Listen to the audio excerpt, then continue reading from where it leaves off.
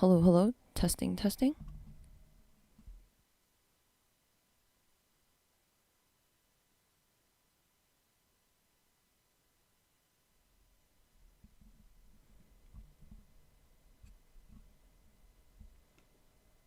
Sound check. Hello, hello.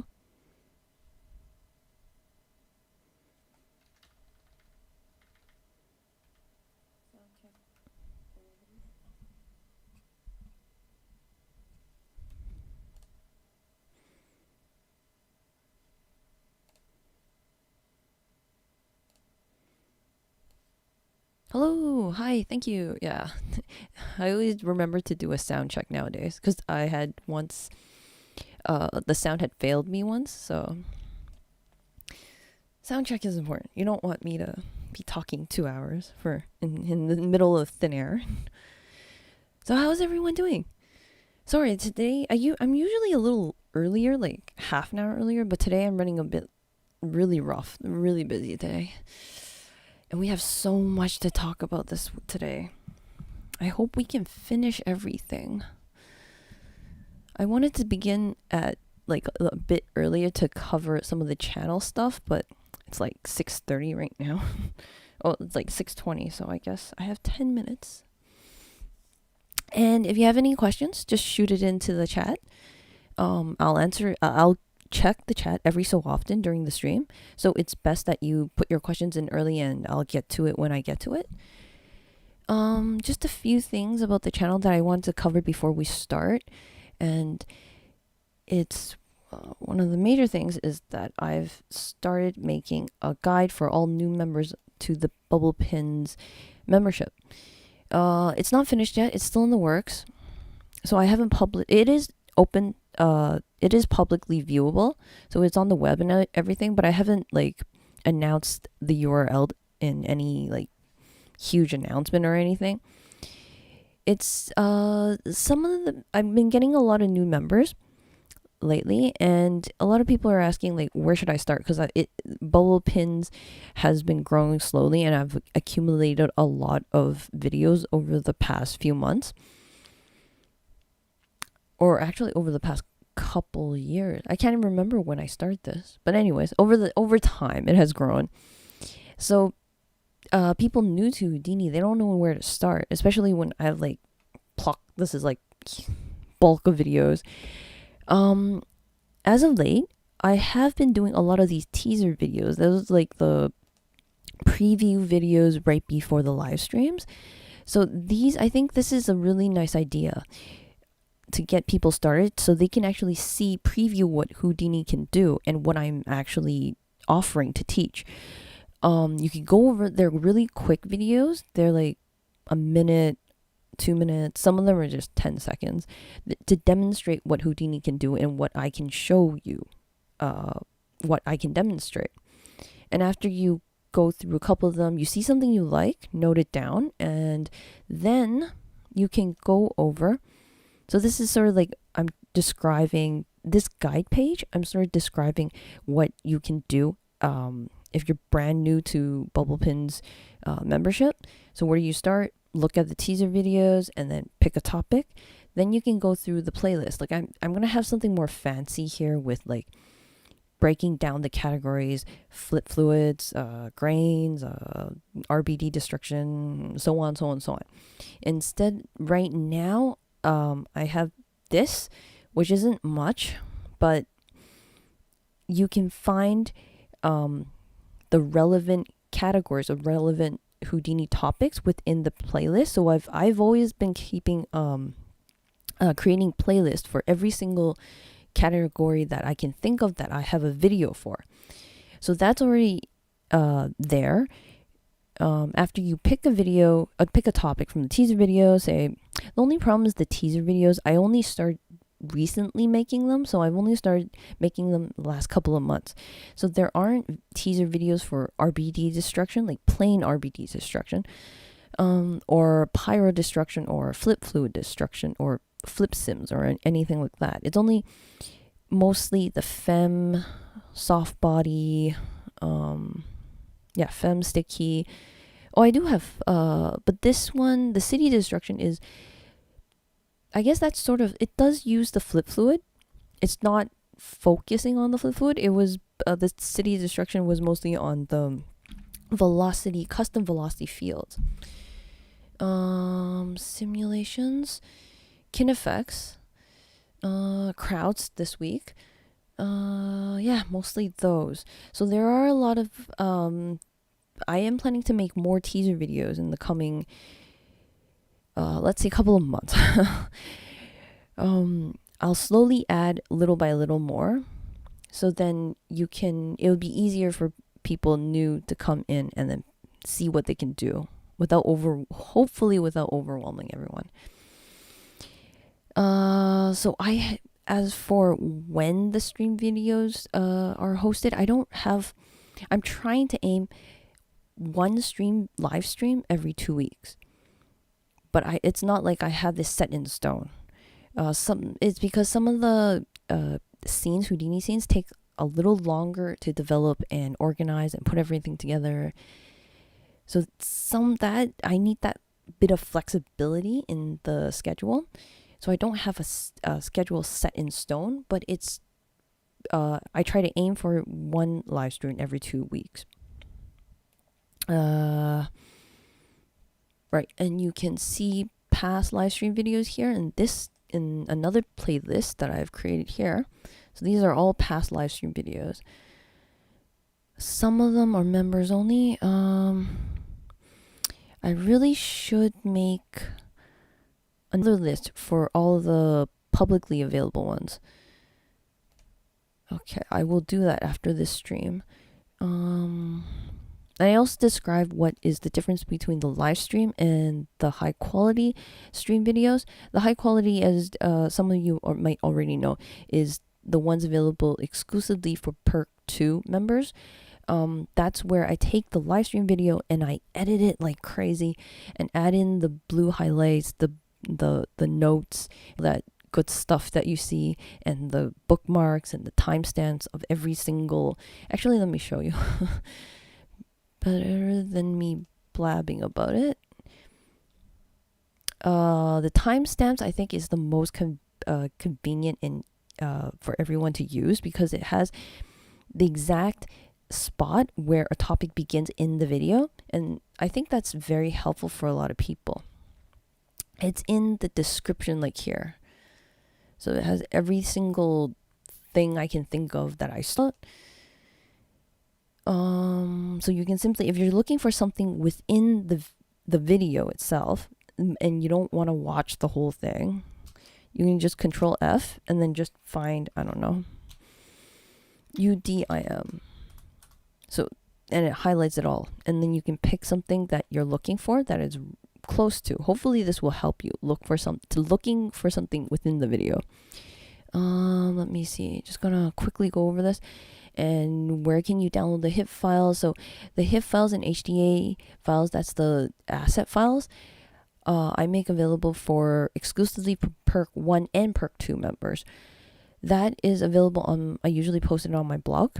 It's also available, the link is available in the description of each member video.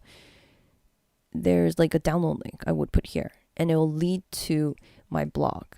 So, which is all the past, every single live stream will have a blog post, and the blog post, like here, it will have like the download link along, and the HIP files are password protected because they're only exclusive for members only. The password will be announced on the community tab, which I've also put a double link here, so you can click this. I can't access it because I'm not a member of myself, but if you're a member, it'll lead you directly to the community post where it contains the password, and then you can just get that. Ooh, okay. Social media. Oh, and this is some of my social media links. I post most of my test scenes on Twitter. So you can see a small preview of my Twitter account here with the latest post here. Okay. I just wanted to get that past me as fast as I could. As fast as I could talk. Yeah, I'm doing quite well. Well, I got a little sick this week, so that burned me out a little bit. Oh, the weather pattern is so crazy in Canada right now. In Toronto right now, it's like cold, warm, cold. It's like, what? Make up your mind. But other than that, I'm okay. How's everyone else doing? Anyone having fun with Houdini? Let's see. Oh, and also, I really wanted to do a bug army crowd scene. Oh, I really wanted to show you this. Let's see how we're doing on time. 6:30 on the dot. Okay, let me talk a little faster. Links.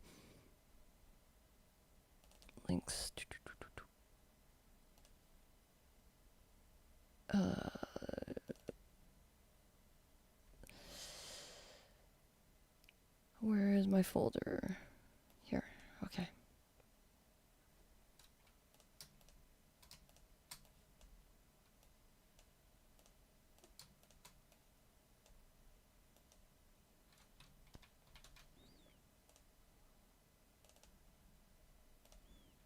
Sorry, just 1 second. I pressed the wrong button. And I'm in the middle of nowhere now on my computer. Links. There it is. Give me another one. Okay, there we go. So a long time ago, once upon a time, I did this wall destruction. Ooh, it's too big. All it does is crumbles the wall. The wall is just crumbling all the way through. I felt like this is awesome if I had like a bunch of bugs eating through the wall. I believe it was it was the first member I ever had that suggested to me to do this. Well, I had the wall crumbling idea, and then he was like, or he or she was like, why don't you do like a bunch of bugs eating away at the wall? And at the time, Kinefx there was no Kinefx yet, so I didn't know how to accomplish that. All I had was like a mesh displacing bug, which it wasn't a rig. There was no rig or anything, so it wasn't. I couldn't throw it into the crowd simulation in Houdini, which was sad because it was like so promising. But now that we have Kinefx and we can take the Kinefx rig and convert it into a crowd agent, and this is awesome because it makes the crowd system limitless. Like the possibilities for the crowd system is like there's no limit to it anymore. But I didn't have enough time to get that scene ready for this week. But we have enough to cover for this week anyways. 20 degrees in California. I think you're in California, right? Cali. UK is gonna get major snow. Excited for that. Shoveling snow. Yeah, I hate shoveling snow. We actually got rain over here last night, and then it froze over. So, oh my god, that was like terrible.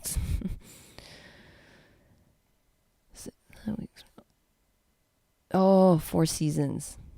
Yeah, we have that here in Toronto too. All 4 seasons, which really sucks. Yeah, I know. Houdini can do everything now. Kinefx has made like the last thing I think on the checklist that I needed from Houdini was the rigs, and Kinefx did that. So this is awesome. I'm enjoying this. So I'm just gonna get started right away because as you can see, we have a lot to cover. Right, the SDF. I'm still working on these 2 scenes. If you've seen what the previous 2 live streams ago, I ran out of time to cover those 2 scenes. It's still in the works. I'm gonna have to still put it on the back burner, but I haven't forgot about it for anyone that's still waiting for it. So let's start with okay, let me just go over this quickly, just briefly. So we're gonna start off with the zombie scene, and I'm gonna try and build a crowd simulation with built-in characters from Houdini first, and we're gonna get a simple scene going, and hopefully I can get all the way down here. So this is all based on the zombie scene, which is Houdini built-in characters. And we're gonna have a lot of different different crowd triggers on it. So if you've seen the teaser videos in the past couple of days where the zombies are chasing a ball, or so the robots are chasing the ball, the zombies are, the zombie is chasing the ball as well. There's actually collision with the zombie and the ball. There's a ragdoll trigger, so they actually kind of fall to the ground like a puppet once they get in contact with the ball. So that's the RBD collision. That's down here with here. Hopefully we can make it to it, make to that by this live stream. Then this part is where I start rigging the rubber toys. If you've seen some of my Twitter feeds, I had start rigging let me see if I can pull it up really quickly. I had start rigging the rubber toy and gave it some weird walking and here. So a bit of walking, running, jumping, and here's they're all chasing this red ball. The rubber toy is rigged with Kinefx. Let's see. I have something here. So yeah, this is like random rigs. This is my test scenes where I was trying to rig it with. When you rig it with Kinefx, you need to do a bit of work to convert it into a crowd agent before you can actually use it in the crowd system. So that's what this part is how to convert the Kinefx rig into a crowd agent, and then you can use it for whatever you want inside the crowd solver. And the other one is the plant eater scene, which is another character that I created that from the previous, if you watch the previous live stream on Kinefx and Fem, this was rigged using Kinefx. The stem here is rigged, retargeted from a mocap animation, which was, which I found that idea very nice because you can use the motion capture and rig it into, like, you don't need to have a mocap of a person rigged to a person. You can actually have a mocap of a person and rig it to something completely different. So that was the last live stream. If you're curious about that, watch the last live stream. The thing I wanted to mention about the plant scene. Now this has actually a couple of, sorry, just if I have a better one. Oh, this one, yes. This actually has 3 animations to it. So there's 3 crowd states, as including the ragdoll. There's 4 crowd states, 3 animations that's running in here, and it actually is not very intuitive on how you can combine multiple animations and cram it into one crowd agent. You would have thought that would have been very intuitive. It's actually not. It took me quite a while to figure out how to do that. So that will be the last thing that will be covered. I'm probably not gonna make it for today. This, if I don't make it, I'm hopefully gonna do a live stream maybe on next Wednesday. Yeah, next Wednesday should be good because I already have everything ready, like all the hip files and everything. I'm hoping to cover this much today, but we'll see. I'm a little doubtful. I'm always overestimating the time. So let's get started. Let me see if there's any questions first. Good. Okay, let's get started. Okay, first off, the zombie. Okay, so where did I get the zombie animation? It's actually built into Houdini up here in the shelf tool. Now this, I'm not going to be using the shelf tool other than pulling the asset out, so don't worry. It is actually in the characters here, the characters tab. If you don't find this, try and look for it over here, characters, or you might have to install it. So that's what you need. It is the mocap biped 3. So click this. It'll just load in this mocap. Let's take this. I don't need this anymore. Okay. Now here you can choose what animation you want. So I'm going to get the zombie. And here it has the damaged leg. So let's play this. Oh, sorry. So yeah. Zombie walk.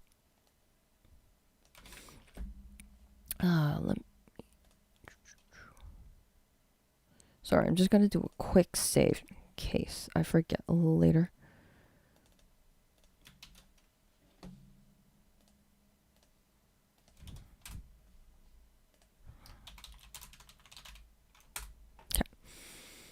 Okay, after you have that, so this is our rig. Now, let's take a look at what's inside.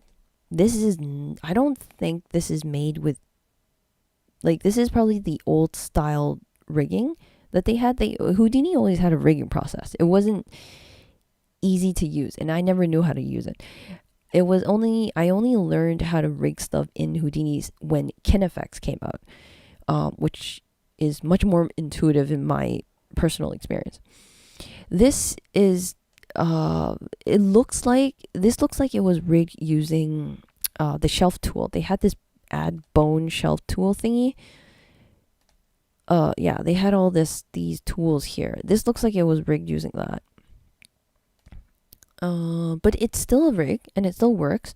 So this is what's awesome about Houdini. You can use KineFX with crowd systems. You can use their old rigging system and it still works with KineFX and the crowd system. Like everything's seamless. Okay, enough of me talking. Let's begin the scene. Now let's call this zombie agent. Let's go inside. Let's drop an agent down. So this is what we need.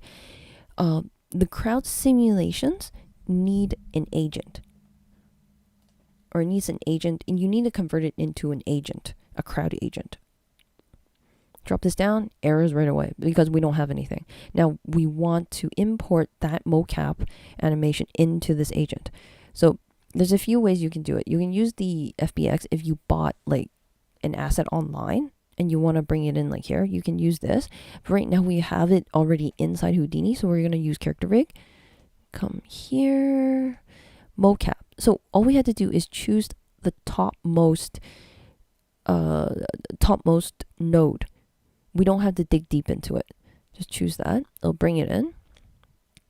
Now, for the agent name, try to make all the names a bit relevant and don't go too far off. Otherwise, it'll drive you nuts. So I'm just gonna go zombie agent. I'm just gonna current layer. Let's just take the default. Collision, deep. There's collision. Clip. Wonder why everything's doubling.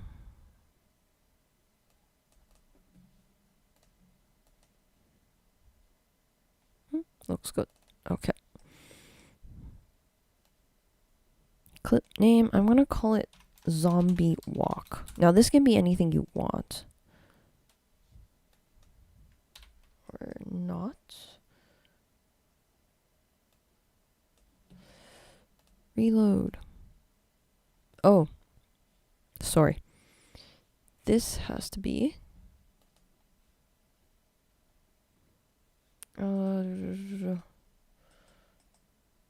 zombie walk. Zombie walk.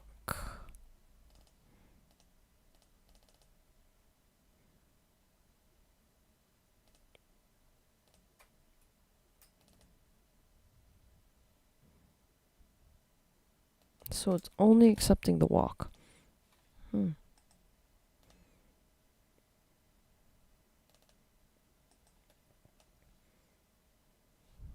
Layer default collision zombie scene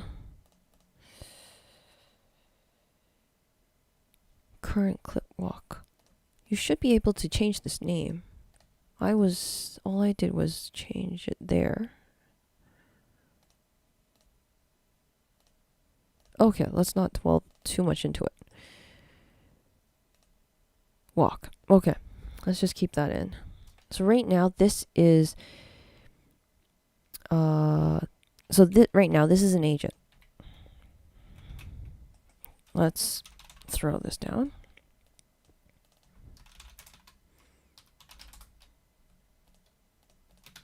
Okay. Now, later on, I'm going to add more to this. Like, we're going to have to give this guy collision. We're going to have to give him a sort of a collision geometry. Set up the limitations for the joints. So that's going to come later. I'm first going to build the general crowd simulation first. We're going to need another one here. Let's just take this out. Or actually just crowd sim. Let's go here.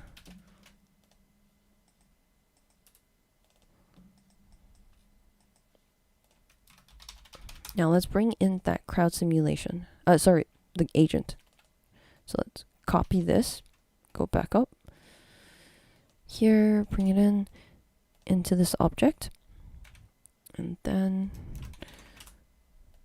so all you've been seeing is a bunch of nodes, nulls right now. I'm getting to it. Okay. Now let's populate this guy. Crowd source. What this, it's sort of like, I hope you're starting to get the naming convention in Houdini.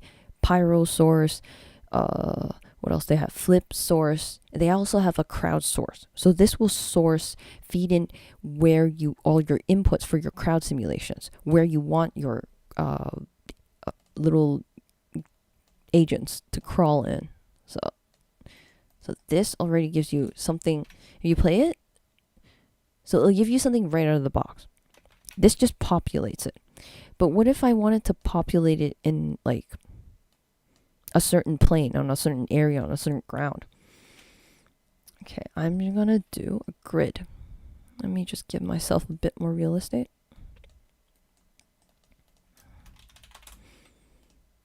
So I want to put all these guys on this ground. So there's a second input in the crowd source, and it's asking for a bunch of points. So as agents, crowd agents are actually just 1 point data. They're packed data. So if you look over here, this guy may be consisting of a lot of points. But if you look here, we only have 1 point representing this one zombie. But it's the actual character has a lot of points. There's a lot of primitives building it up. If you go like this, agent unpack. Let's unpack him and just take a look. So there you go. See, there's all these points. There's actually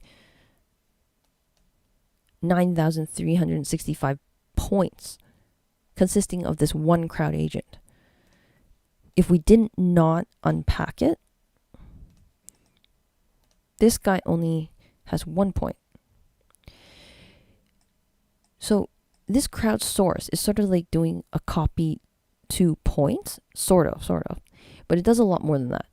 So we're going to copy this guy onto this grid, or use all the points of the grid. So there's all these points. Let's just plug it in.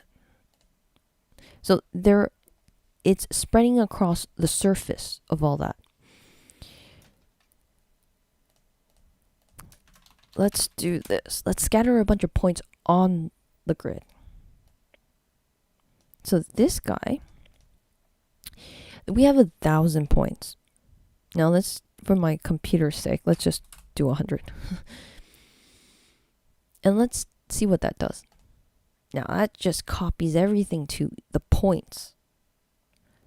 So this is very useful, especially if you're trying to do like a specific terrain. If you want them to cluster in a certain area, this is very useful. You can also paint the density. I'm just going to check the chat. Okay. Okay. You can also paint the density and paint, if you want the crowd source to cluster in one certain area, you can paint density and use the crowd source and read off the density value. So I'll show you that in just a bit. Let's get over this first.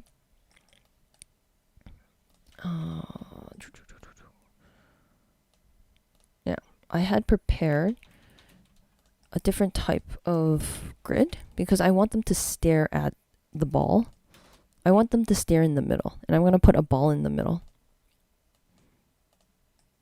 Okay, oops. Okay, so I have here a grid. Now I make the grid a little larger, and I have a smaller grid here. So this is a larger one, if you can see.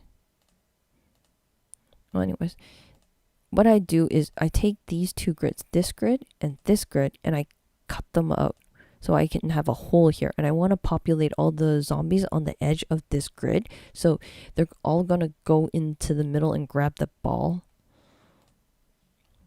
So right now I only have 30 agents to speed up the simulation. The more agents you put in, of course, the slower it'll get. So right now, they're all facing like in random places. They're actually just facing uniform, facing one direction. I want them to face the middle. So this brings us to, if you look in here, this crowdsource node, you go to randomize heading. If we click this, and let's just go like, I don't know, -1,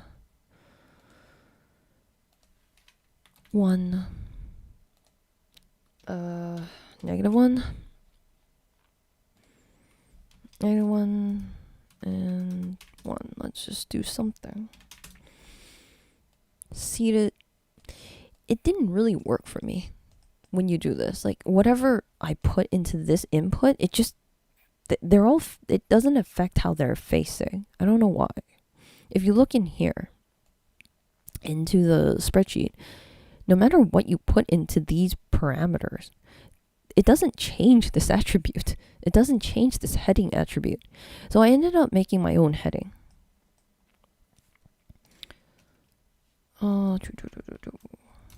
Let's drop down a points font.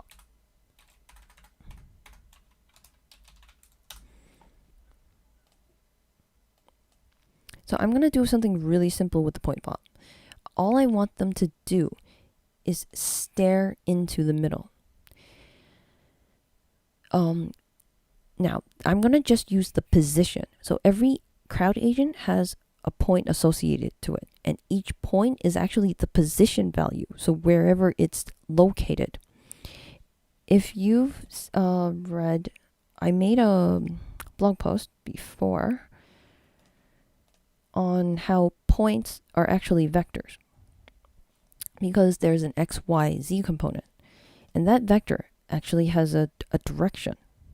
And we can use that. Just gonna grab that out.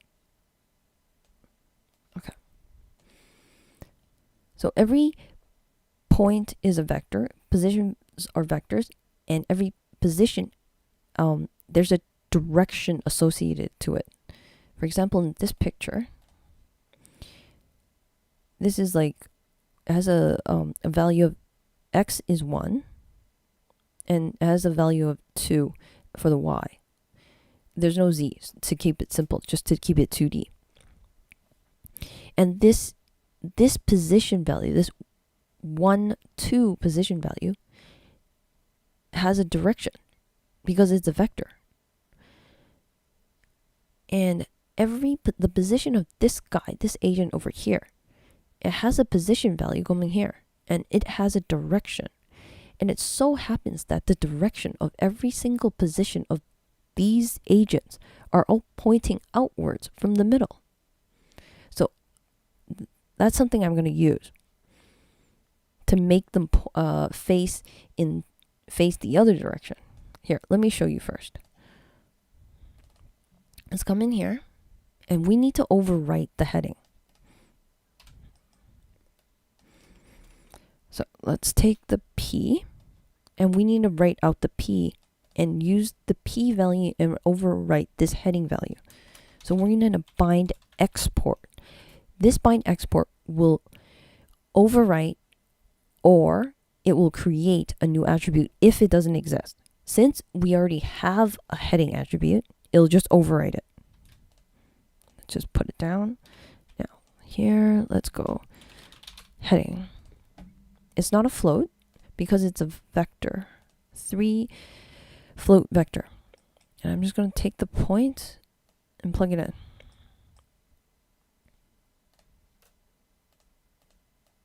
Oops, heading. So that changes it all.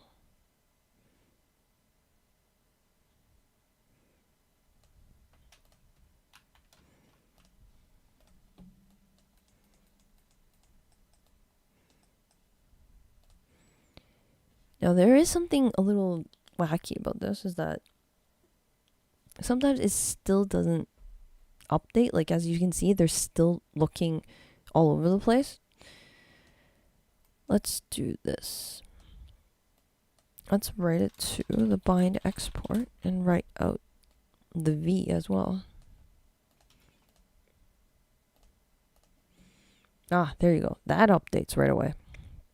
So if I ignore this, okay, let me not ignore it. Let me delete it. This doesn't change. They're still looking in one direction. This is supposed to update it. For some reason, it doesn't trigger it to update. You have to overwrite the velocity as well. I mean, you can give it a velocity of 0, but it just, because the velocity is also a vector, it also has direction.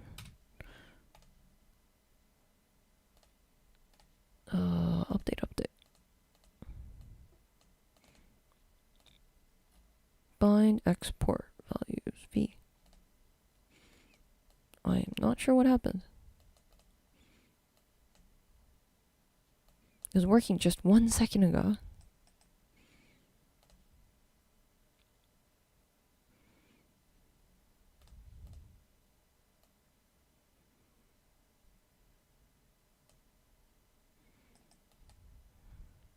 Overwrite, use this node, overwrite. Okay, you know what? Let's just do this one more time.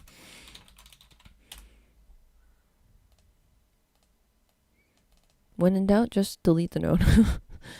Not sure why it's so... Not sure if it's my issue or what not.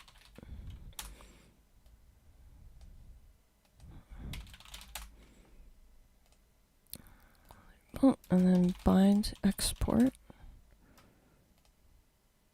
Connect this. Let's put 3 vectors V. Okay, there it goes. Now they're all facing outwards.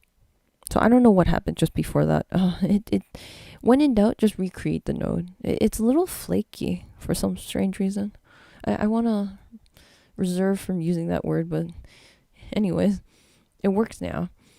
So you can see they're all facing the opposite direction. I want them to face towards the middle because I'm going to place a ball in the middle here.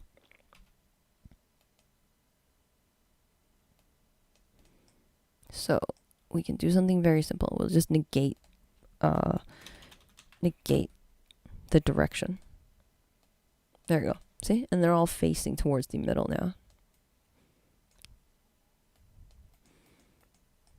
Let me play it. There you go. So they're all moving towards the middle. There's one more thing you need to know, is that when you do use the position as a directional vector, this P over here, his position over here, is a lot longer. It's because it's a position and it's also a vector. If we use it as a heading and a velocity, it also has magnitude. And I don't really want that magnitude, because this guy is gonna move a lot faster than this guy, because this guy is a lot closer. So the length of this vector will be a lot smaller than this one. This one is like way all the way over here, so it's going to be a lot longer. So what we do, there's something called a normalize, and what this will do, it'll just give everything the same length. So they're going to all have the same magnitude. Now, if you do want every single agent to have a different velocity or a different magnitude, then you can also use a randomize. But I highly not recommend using the magnitude of the position, because that is not very random because this guy is further away. He's going to move a lot. He's going to have a higher magnitude. So in consequence, he's going to have a faster velocity. So that may or may not be what you want. You can always throw down some randomness to it, like P and then add some randomness. Like just go like noise, add some noise to the P value. And that can give you some randomness. I'm just going to check the chat.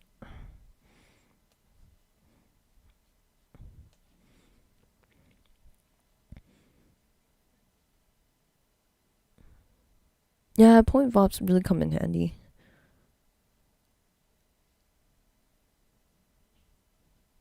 Just spend more than that.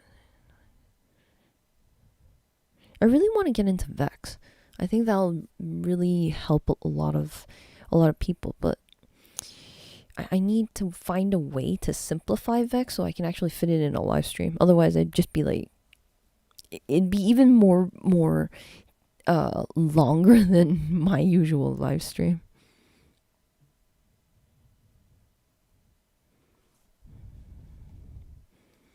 So I will, maybe one day I can get into that.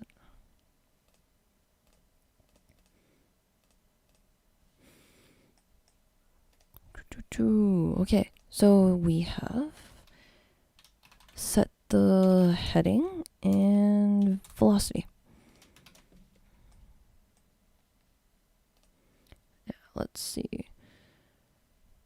So that's what here. Set up crowd noise, point value. Okay, let's set up the simple crowd simulation now.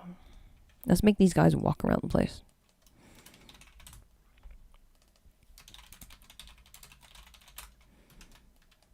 I'm gonna color this blue. Dopnet.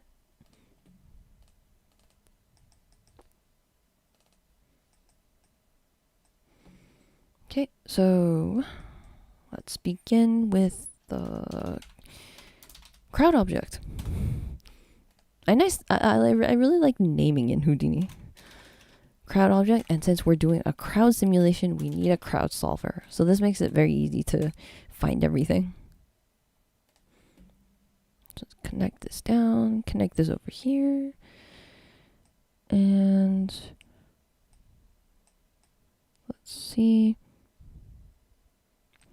So let's take a look here. I'm going to crowdsource, where I may not get into crowdsource today, so we'll just leave that for now. Crowd states and transitions. So the crowd state, let me pull this back up. Let's drop down on crowd state. Now right now we only have one, because we only have one animation, so this makes it simple. Just plug it in.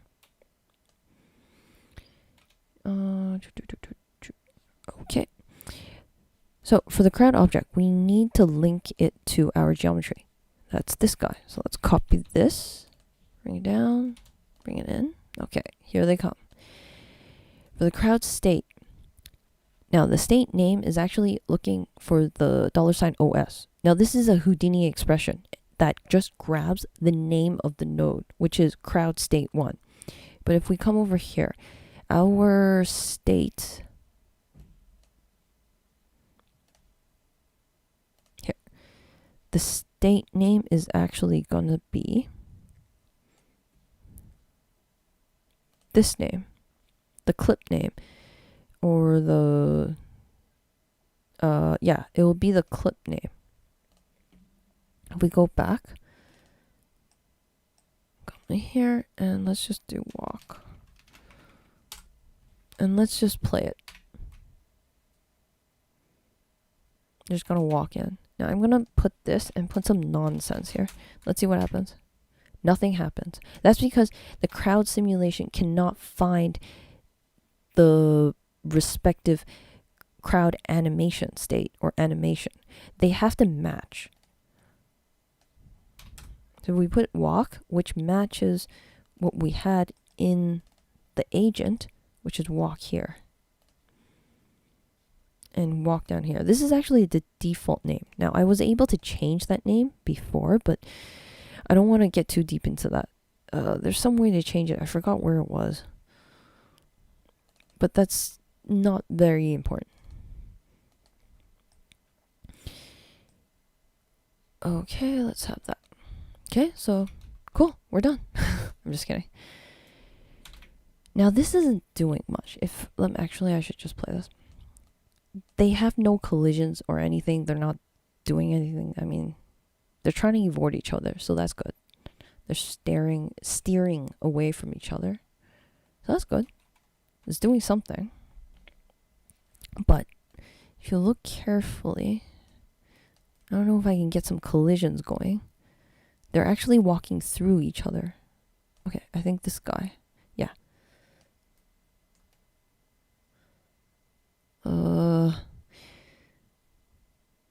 Yeah, I think there's a bit of overlap here between these two. So the thing about crowd simulations, I couldn't figure out how to do agent-to-agent collisions, but once you get the ragdoll all set up and the collision layer of the ragdoll and the joint configuration all set up for the ragdolls, and you trigger the ragdoll crowd state, so we're going to have another state over here for the ragdolls. After you get that all set up and going, you need to trigger that state. They have to transition from a walk into a ragdoll state, and that's where the collisions start happening. So apparently it's hard to get collisions just off the agent itself. It has to be in the ragdoll state or some sort. Maybe I can figure that out for the next stream. If you can get it would be nice to have them walk and then collide, not have them always fall to the ground in order to collide. But I think that's going to be really heavy for the computer too. Can you imagine having to calculate all the collisions of every single agent every single frame?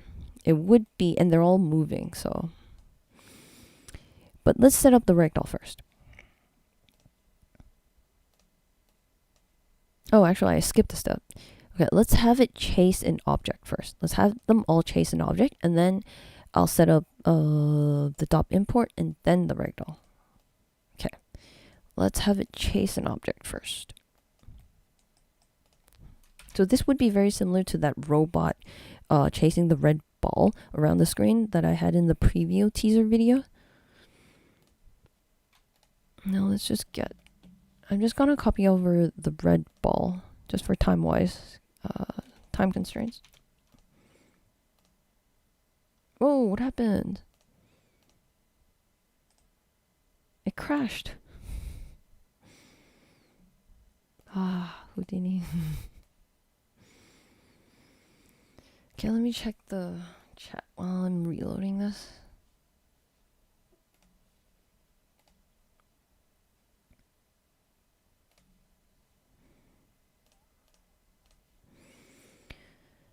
Oh, wait for the series. Yeah, I'll have a Vex series.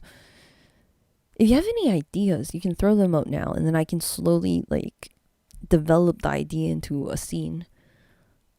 Check this. Oh, I actually saw some of those. The is not Vex is not as scary, or Houdini is not as scary. I saw some of the. I didn't actually watch the video. I saw someone post a video on that. Don't hold me up to another. What's the state name for then? The state name. This guy? The state name?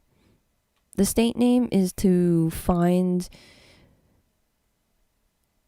the state name has to match the agent clip. The clip name. Is that what you're asking?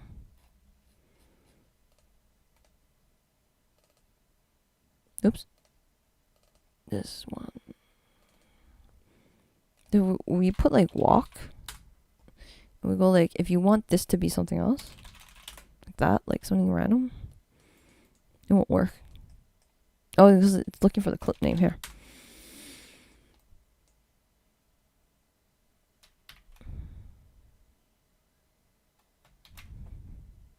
So the clip name has to match. State name.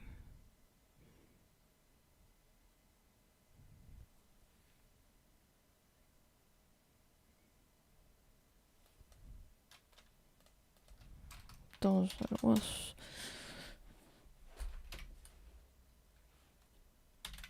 Yeah, if you don't have this matching, it won't work. Because I have like this random nonsense here. Random nonsense. So this state name is grabbing this random nonsense. And if you play it, it won't work. Because it can't find it. They all have to match. There's some, like, a rule of thumb. Just keep the state name, the clip name, the animation name, all of them, just keep them the same. That would give you a lot less headache. I mean, there's probably a reason why you can name it differently. But I haven't found a use for that. Like, to make it, it's probably to, like, classify it, a sub-classification underneath. If you have, like, a walk animation and you have different types of walk. I'm guessing that's what this is for. But to be personal, like, for my personal preference, I would just give it another layer. It's probably easier for me that way.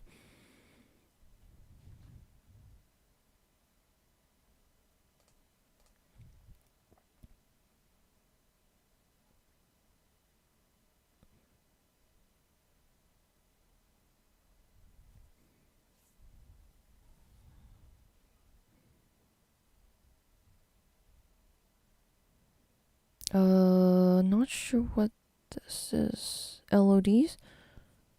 Version with just spheres. You want to proceduralize the collision geometry? I don't know how to do that. I think you can though, but it will be a lot of very tedious work. We can talk about that in just a second when I move on to collision layers.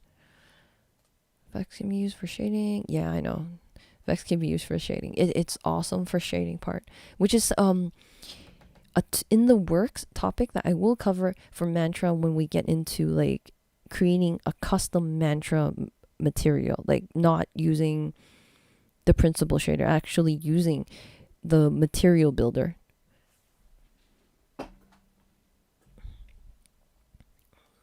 I will try not to C++, Java to understand what's... Oh, wow. I haven't touched C++ in so long. Java is... I don't know. It's not my favorite programming language. C++ memory management will kill me. It's just... you do something and you gotta do 100 things to get to do that one simple thing. It just gives me a headache. Spheres to replace the zombies and calculate collision with those. Scattering spheres to replace the zombies and calculate collision with those. Scattering like this. Calculating collision, because they're all moving, so it may be a little harder. Because this scatter becomes outdated once you start running the animation. They're all moving all over the place, and the hands are moving and everything.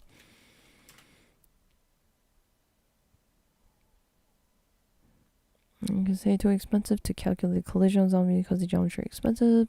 Maybe scattering objects to replace them.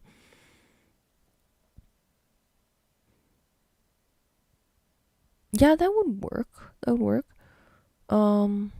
Let's talk about that once I get into the collision layer. Just like in just a second. We're gonna start that in... Where's that collision layer? The Ragdoll setup. Here. Collision bullet constraint. No, wait. Collision... Somewhere around here. Collision. Oh, here. Ragdoll state. So that is coming just soon. So hold that thought for a second. Just hold this thought for a second. We'll revisit that. Where was I? Crowd. Oh, chasing the ball, right. Sorry. Lost my trail. Oh. Okay. Let's go back. Let me copy that ball. I'm just gonna copy that red ball down. Okay, I believe it's not doing anything. Yeah. So I have a bunch of stuff here. You can ignore that. We'll need this. We'll need the RBD pack data. The RBD packed one. This one we'll need. This one we don't. I was trying to improve the collisions using the VDB. I mean, there's no harm keeping it here. Let's just make it black. Okay. Okay, alright, let's bring it in.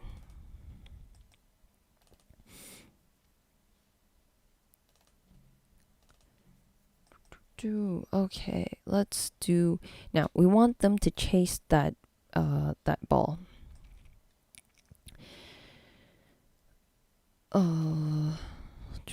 Sorry, I need to make this ball move. Forgot about that. Okay, so the ball is it's just moving in a circle. Let's actually make this a little faster. Let's do it 3 times.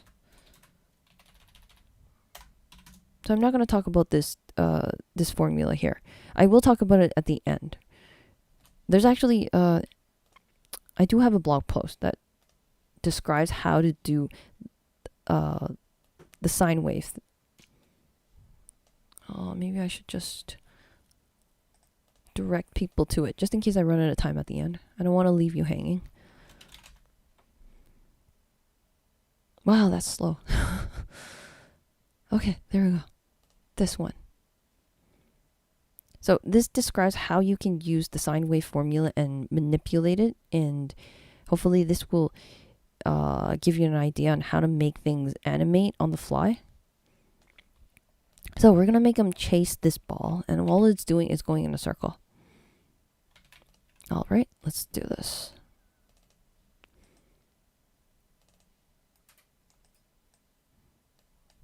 So there's something called pop steer. Seek. Sorry. Pop steer seek. Now, I want you to notice that there's a lot of... Remember what I said about all the agents? Every agent is a particle. So we see a dot here. Let me make this bigger. You see a dot for every single agent.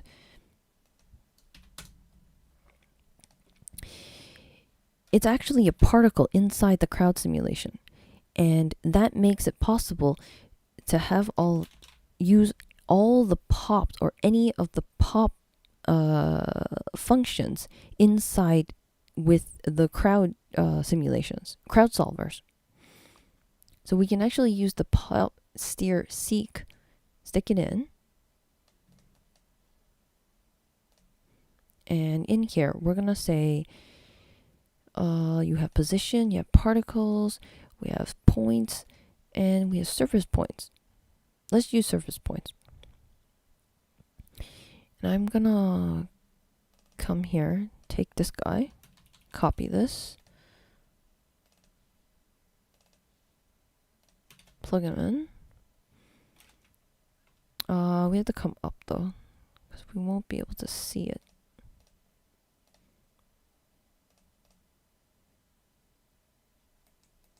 Oh, the ball's over there. Okay.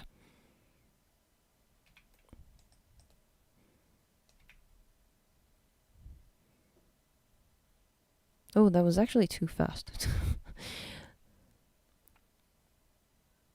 Let me increase the speed value for the agents. Now, if we go to the crowd source, initial value, the gate. Sorry, not the crowd source. Crowd object.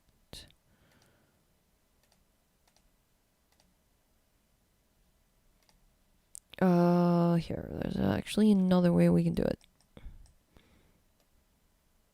So here we had the velocity and the heading. I was using the velocity here in the pop VOP just to get them to face the correct direction, because it wouldn't update when I just updated the heading. But we can also use the velocity here and increase the value here. Let's just multiply something. Constant here. I'm just gonna hook it up here. Let's give it like 10.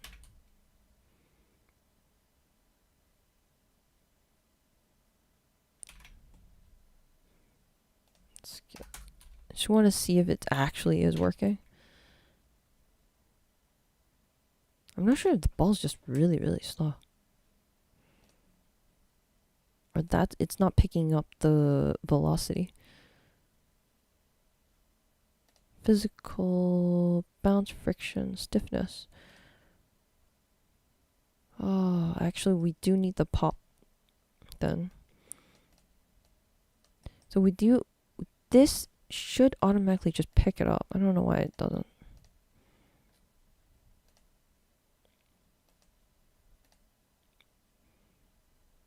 Velocity, max force, minimum speed unchanged. We can just increase the speed here. We could just increase the speed here.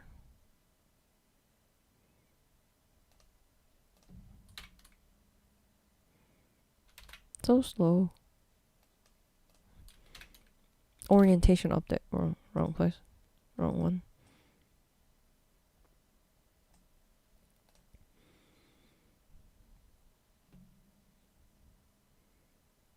I wanted to avoid using the particle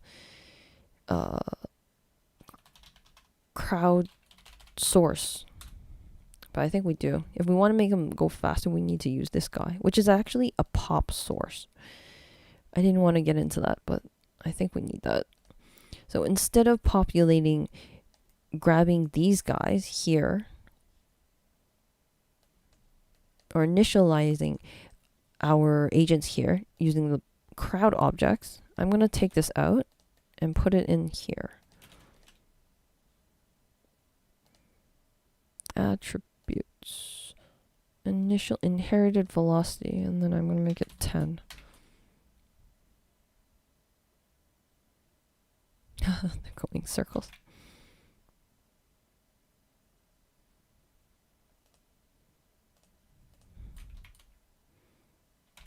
I should inherit it.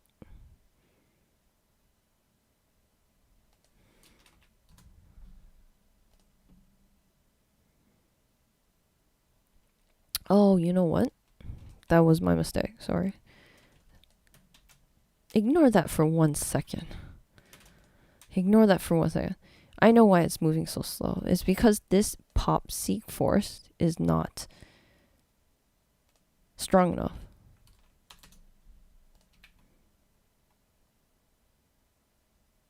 So they're like trying to get to it faster now. Pop force, pop steer force.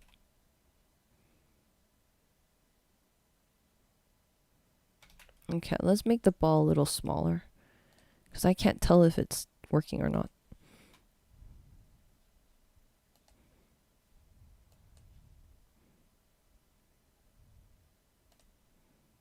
Times 20, let's make it times 5.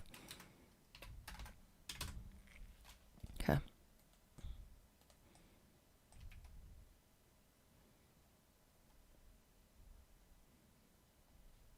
Okay, let's make them go faster.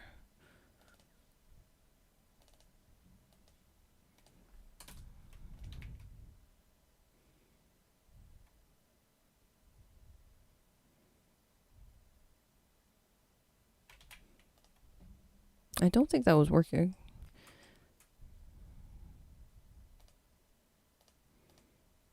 Steer force. That should have been enough.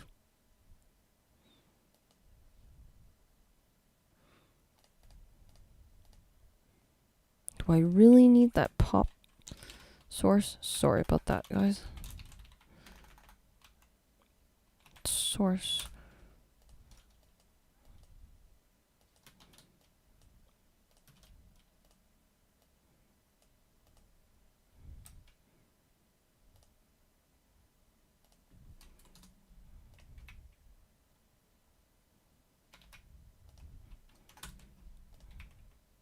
Oh, it is a little faster. It's just still really slow.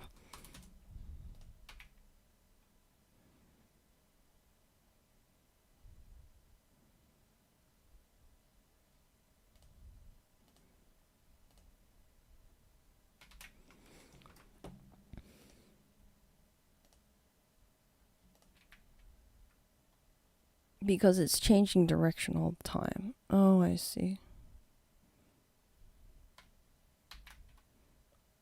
So the velocity starts off here. And because of this pop steer force,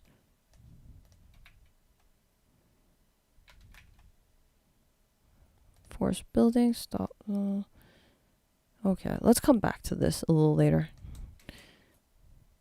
I don't want to take up the entire stream just to make them go faster. Take this out.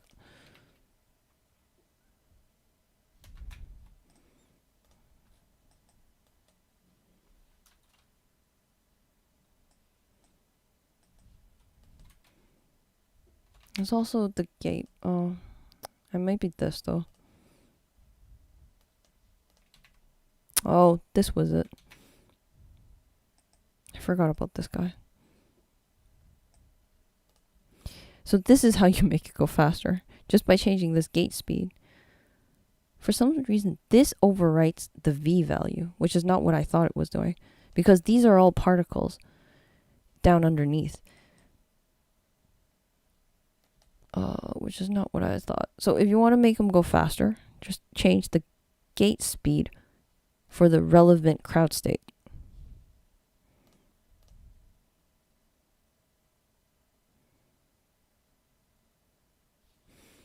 Okay, sorry, just checking the chat.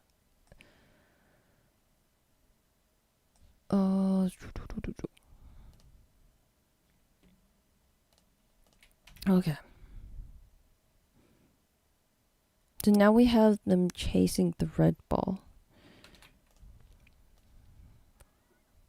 Chasing the object.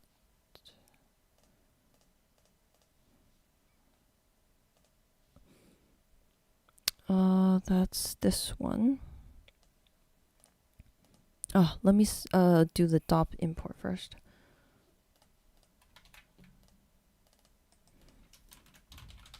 Dop import. Let's bring them back up. So let's extract all the data from the crowd simulations. Let's drop them here. So this is the dopnet, and for the objects that we want to extract out, that will be this guy, the crowd object. So just crowd. I'm just going to put an asterisk. It'll find everything that relates to the crowd. Fetch geometry from dop network, and then they're here. You can actually, so if we ignore this, you won't get the ball. But later on, we're going to add that ball as an RBD object. And they're actually going to collide with these guys, with these zombies. And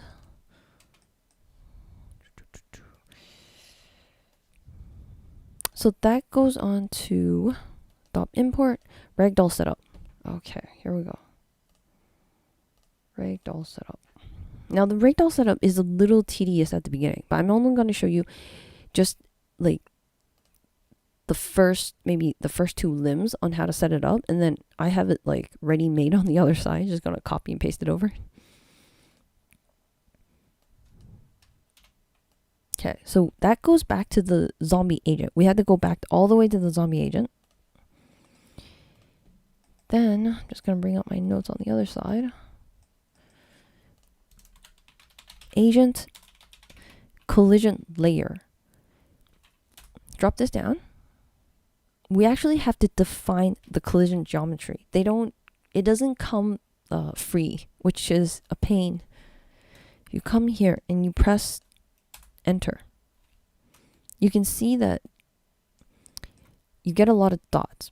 So let me do that again. You drop down this agent collision layer, you drop it down here, select this node, move the mouse over here, and then press enter. You'll get these dots. Each dot is the bone. If we put this into wireframe, here, that's what it is. Each dot is representing a bone, and each bone allows us to set up a collision geometry for each bone. Okay. If you click one of these, it'll give you a capsule. This will be the collision geometry for this bone, and then you need to like manually do this. It's very tedious work. But this is really hard for this particular pose, because this guy is like some random pose. It's not in the best. We want him to be like in some sort of A pose or a T pose before we start doing this capsule thing. So let's go over here. Let's go to agent. We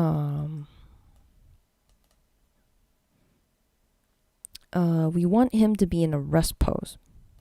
Let's go back to the mocap biped 3. This is the thing we got generated from the shelf tool up there. Now let's ignore that. That's this one here. Now I want the rest pose. It will be in animation type. Stadium steps poses. Neutral pose. T pose. Now this would be the most helpful pose to have while you set up the collision layer, because he's in like the default pose mode. But however, when you change this over here, it starts to like this pose will trickle down all the way to our agent. Like what if you come over here and you go like reload, it won't recognize the walk, and everything's gonna go like berserk. If I go like, but we want to keep the walk. So this is where I get into like combining. How do we get the rest pose and the walk in the same agent? Now, the only way that I'm going to change this back first. 1 second. Damage lag. The only way that I could figure out how to do that was like to create 2 of these. Name this rest. Put it into pose. Okay, let me see. Okay, so this guy's in the T pose. Okay, that's what we want. Come into the agent over here. So we want both of them. There is something called an agent clip. So we can bring this in, and it will combine both the rest pose and the walk into one agent. Okay, so let's bring in the rest pose. Let's bring in the rest pose. Let's name this actually. Let's name this correctly so we know zombie walk.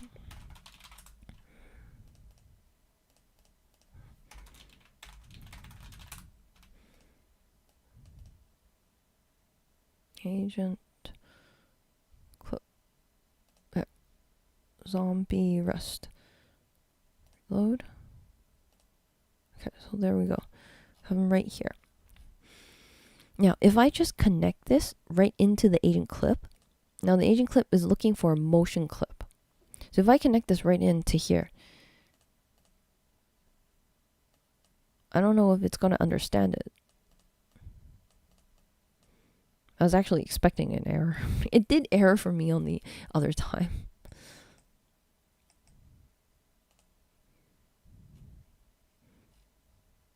Set current clip. Walk. So we're not getting it is another thing. Okay, you know what? Let's just take that out. Character rig here. Motion clip.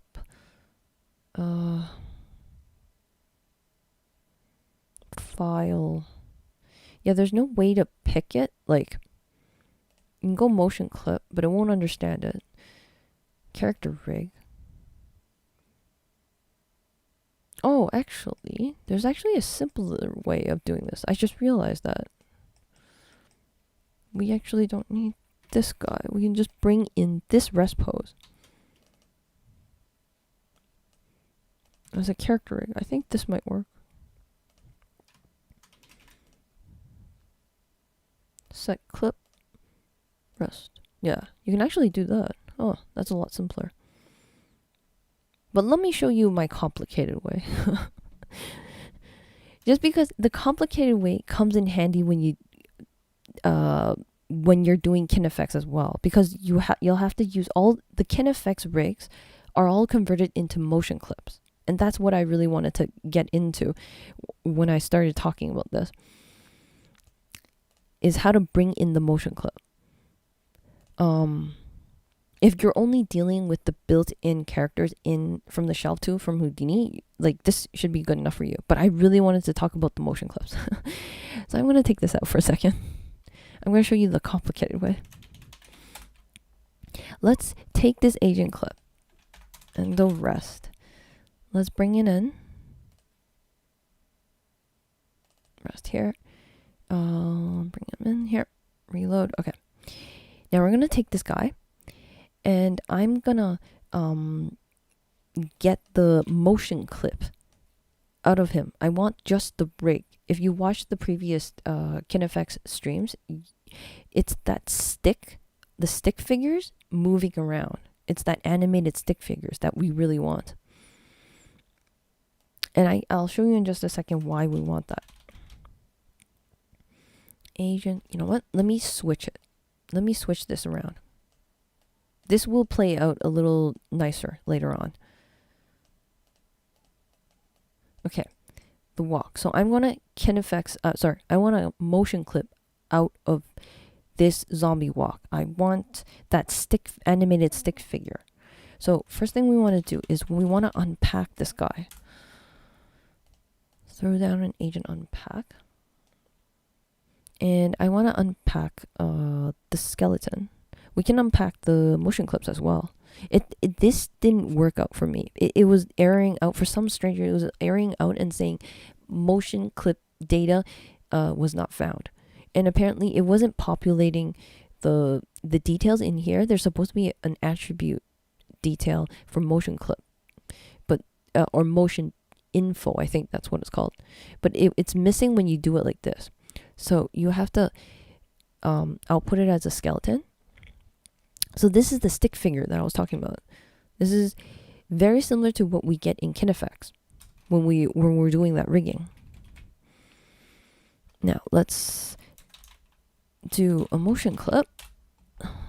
Well, you'll need to actually build it. So this is not a motion clip. When we unpack it, it's not a motion clip. We need to convert it into motion clip. And that's what this node does. So that's what we get. And this is the attribute I was talking about, that it doesn't come by default. We need to like unpack it and reconvert it again. And this is what the crowd agent is looking for, this guy. Now there's a lot of benefits from doing this long way, because we can now actually change the animation of this zombie walk. Let's make him there's a motion clip cycle. So this zombie walk is actually repeating, it's looping very well. So it's not the best example. But say if I did like my own animation, my own mocap, and I only did 2 steps in the mocap, and it's not repeating by itself, and I want it to repeat, you can like hook this up here, like, and actually tell it how to loop. And it'll actually even if you're, because if you're doing your own animation, if you're creating your own animation using a motion capture device, it's not going to be perfect. Your first frame may not be perfectly matching the last frame, which is important when you're doing like a walk cycle or a running cycle or a jump cycle or something like that. This will actually fix it a little bit. It'll make it a little less obvious, and you can actually blend the beginning and the end, and it'll make it a lot nicer. Say we can do what is wrong? Okay, let's do 5 frames. Oh, we won't be able to see it, right?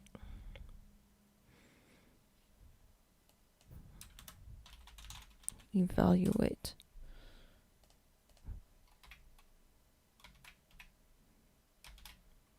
Current custom. Blend. Preserve overlap. Blend. Blend 3 frames. Cycle.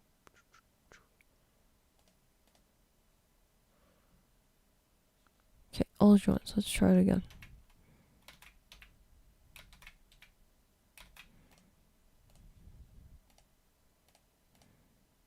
Loop. Oh.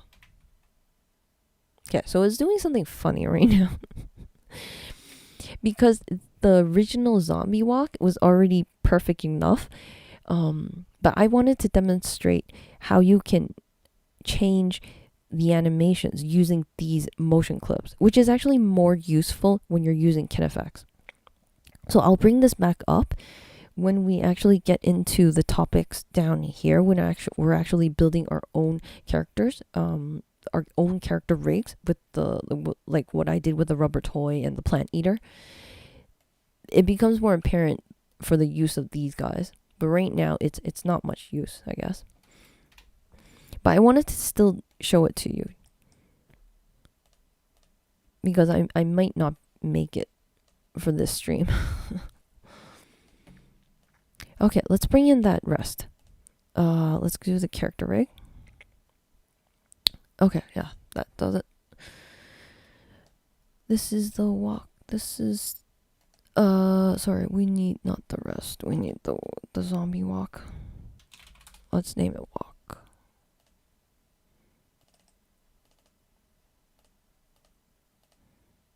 Set rest. We want the walk. Okay, there you go. Okay, let's set him back to the agent. Zombie agent. Current layer, defaults, collision. I'm having some caching issues. Okay, there we go. That went away.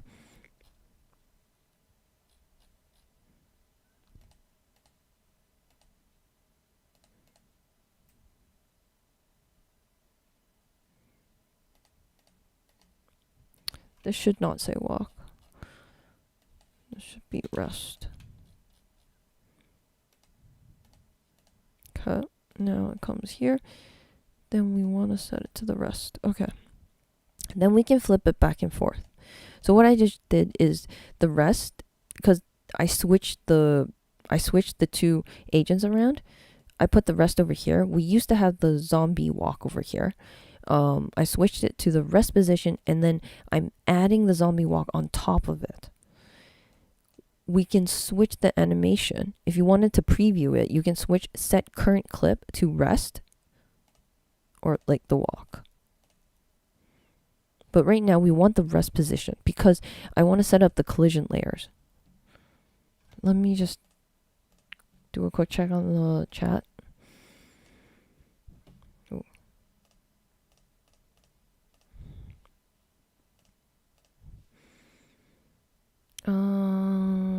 Quad remesh plugin. Clean my geometry. Well, that sounds very handy. Can I use the agent collision layer to have the agent collide with itself? Arms colliding with it. I haven't been able to figure that out yet. I really wanted to do that. Agent to agent collision. I haven't figured that out. I can only do agent to RBD collision. But I can't do agent to agent collision. So let's set up this collision layer. I'm just going to show you a couple of arms first, or just one arm maybe. Select this, come over here, press enter. I just want to make this larger. So what you want to do is you click one of these guys to add a new collision geometry. And the purpose is to fill in all of the dots. Basically, have a collision geometry set up for all the bones. And you want this capsule to take up the same amount of space as the mesh, because this is what it's going to be colliding. You don't want it to go through anything. So that you want to, like, I know it's very tedious work. And this goes to something what someone said earlier, somewhere around here. They were asking if you can do this procedurally, I think. Someone asked that.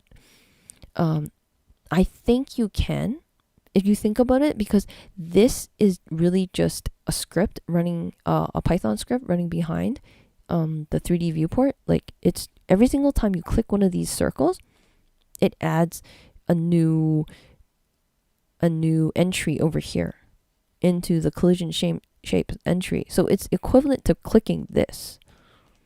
It's just equivalent to that, and then setting up whatever you have in here. But it would be a very tedious script to write. So I'm just going to clear out that. Now, I already did this ahead of time, so I'm just going to take mine and just copy it over.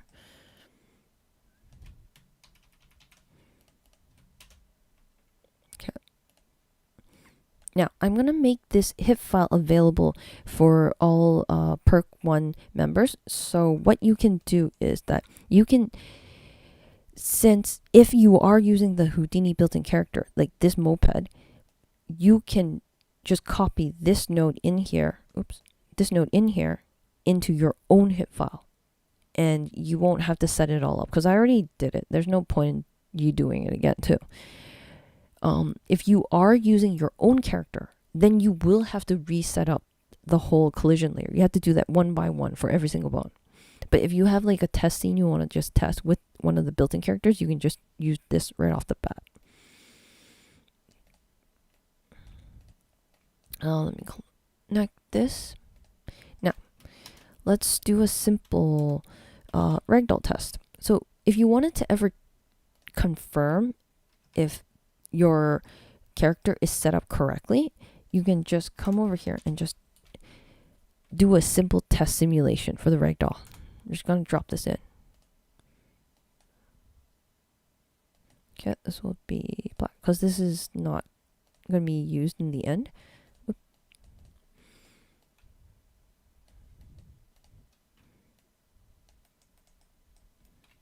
Okay, let's just run it. So this is actually a simulation. So you need to run it. There you go.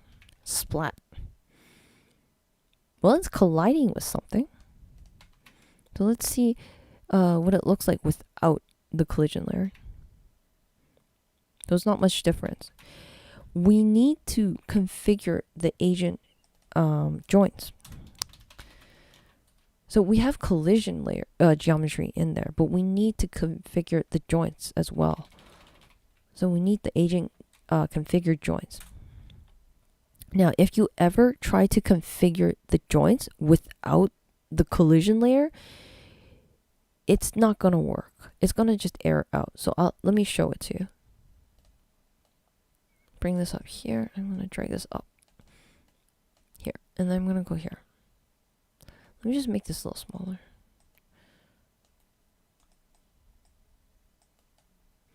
And the way you configure this joint, you create limits for collision layer. Now, it's not going to be great, though.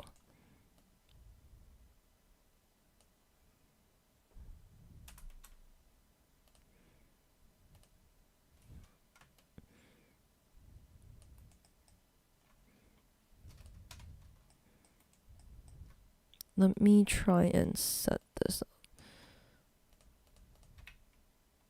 Oh, that's not too bad, actually.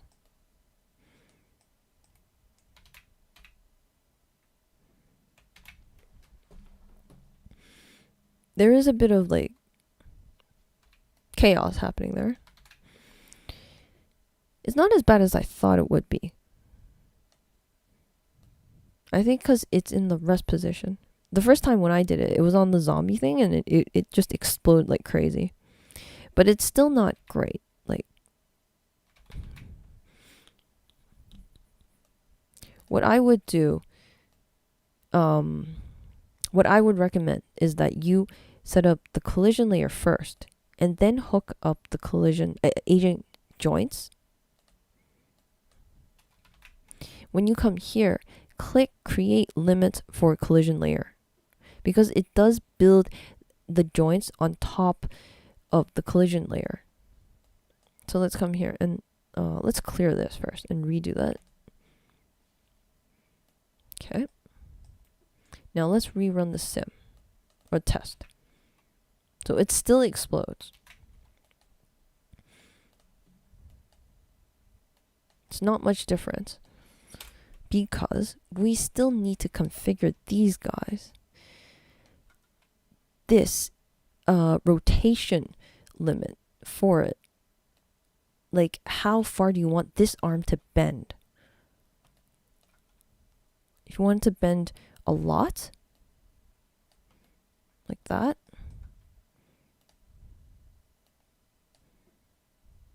here. So you have to do this for every single dot, which is every single bone. Now, I already did this ahead of time. So I'm just going to copy this guy over.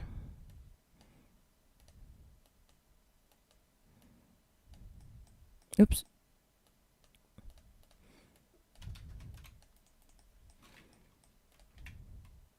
So it still explodes. You have to... Yeah, I'm not doing a very good job explaining why you need these two yet. But you really do need these two. And it has to be in this order. It comes more apparent when you set up the entire crowd simulation. Just by setting up the Ragdoll test, it's not really illustrating the need for everything. Except for the joint. It's very apparent why you need that, because the rotation limits are very important.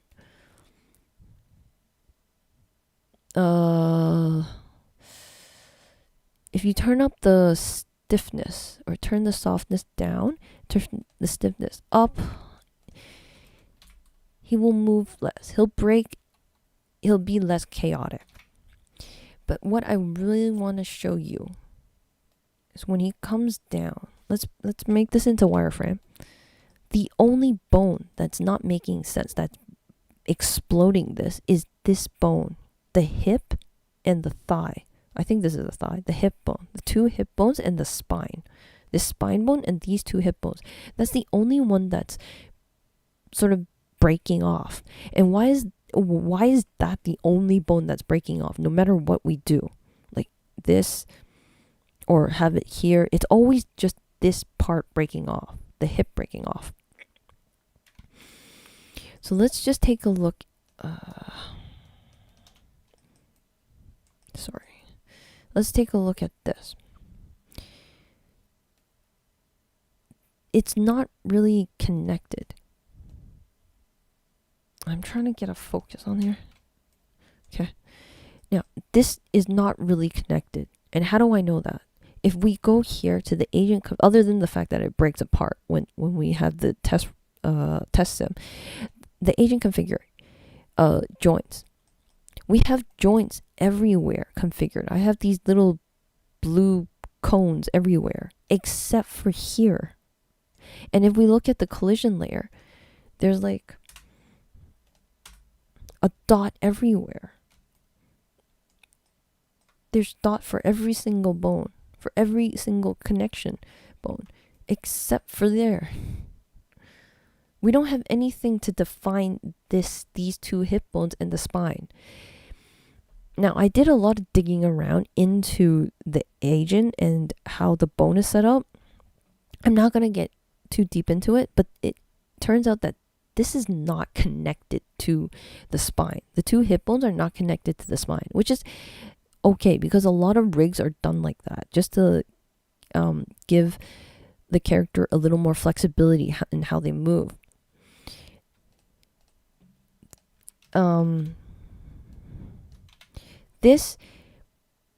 But we need something to keep this together. Now, if we come here, we can actually take a look at how the Ragdoll test sim works. And this will give us a clue on how to set up the crowd simulation with the Ragdolls.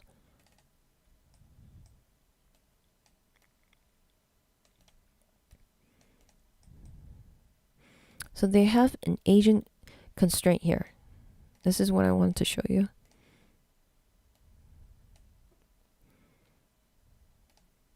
Constraints, points, constraint name.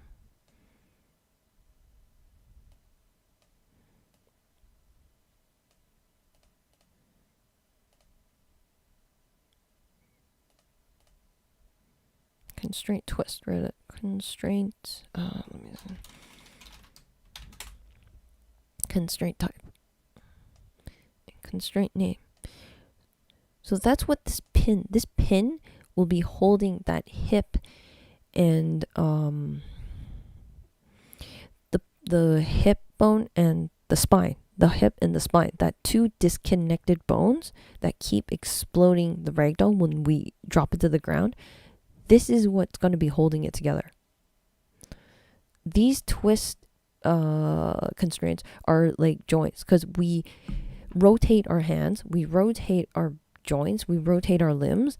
So that's what this keeps it together. Now we need to increase the threshold for this pin constraint.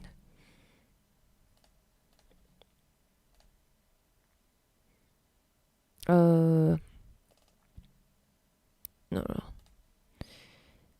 Pin shaped with no rotation limits.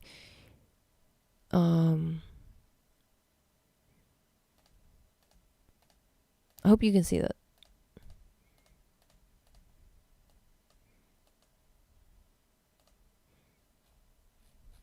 Cut this pin root collision shapes.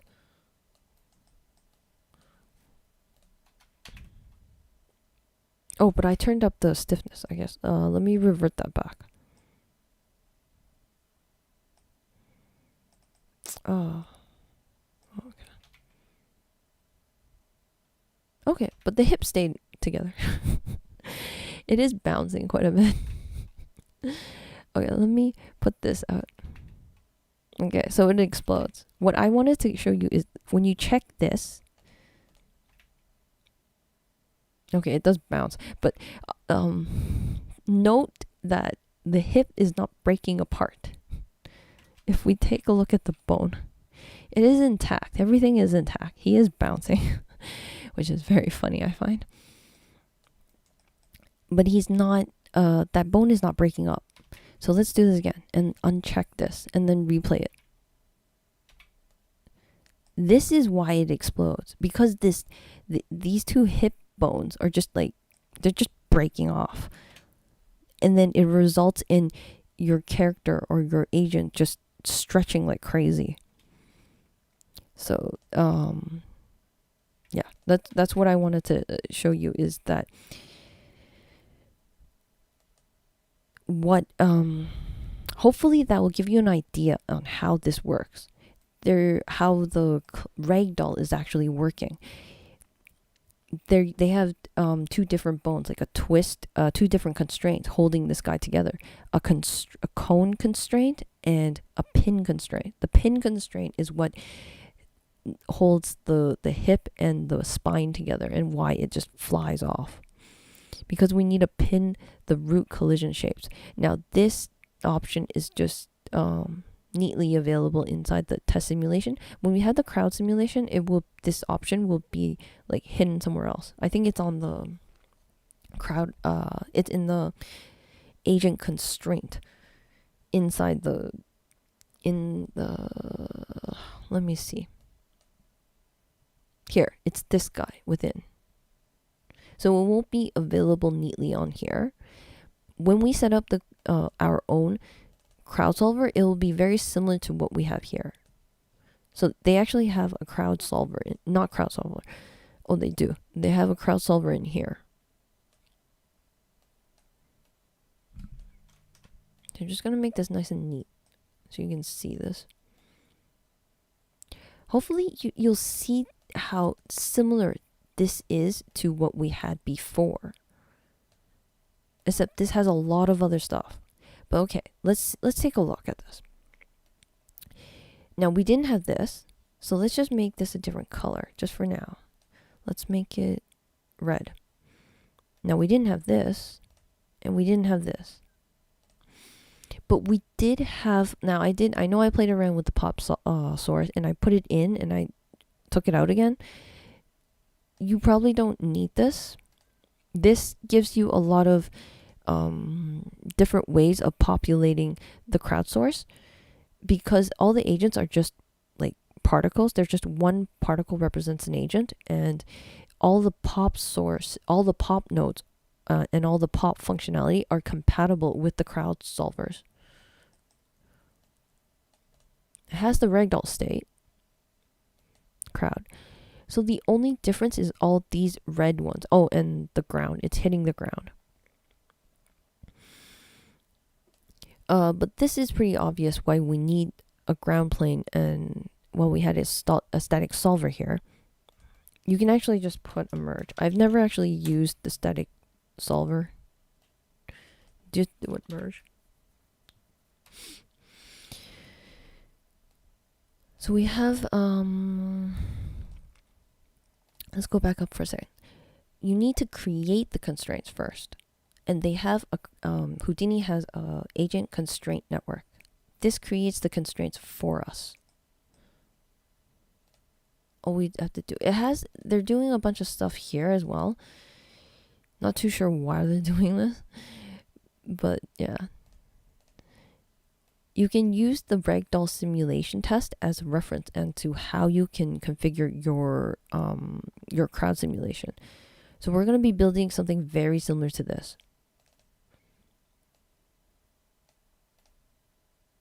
Okay, let me just get to it before I run out of time. Let me check the notes. No way, so that has the collision layer to have the collide with the, oh yeah, I haven't figured that out right. Let me see. Joint Ragdoll test. Okay, so we have, I want to roll that. Okay, now we can go into the Ragdoll state. Let's build this. Let's go into the crowd. Now let's drop down a crowd state. Oh, right. So we already have this taken up, and we don't have any more inputs to plug it into. So we can actually do a merge. Now, where would we merge this? Would we merge it after the pop seek or after? I would merge it afterwards, just because I want the Ragdolls to just drop. I don't want them to drop following the ball. So this is this pop seek is only for the walk, and this state will be independent on itself. I'm just gonna call it Ragdoll. Now, in order to get a Ragdoll state, you have to go here into the crowd state, and you have to change it to RBD Ragdoll, and you have to put it active. In here, we're gonna keep this like that. All right.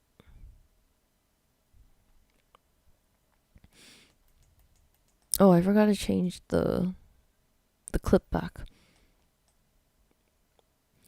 Let me go back to the agent. So they're all stuck on the rest position. Let's come back to here and let's just change this back. Walk.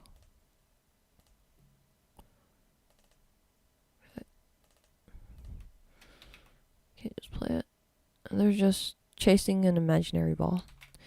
Okay, let's bring the ball into this setup.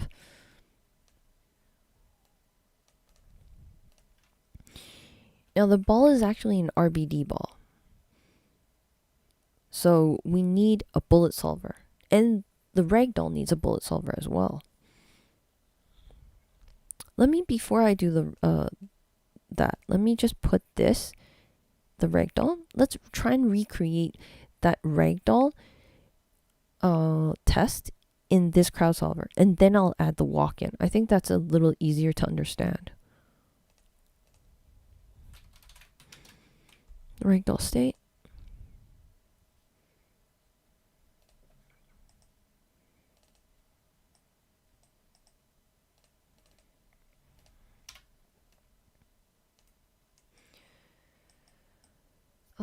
Let's see. Okay. So in order to create the ragdoll, we need the constraints. Let's set up the constraints first.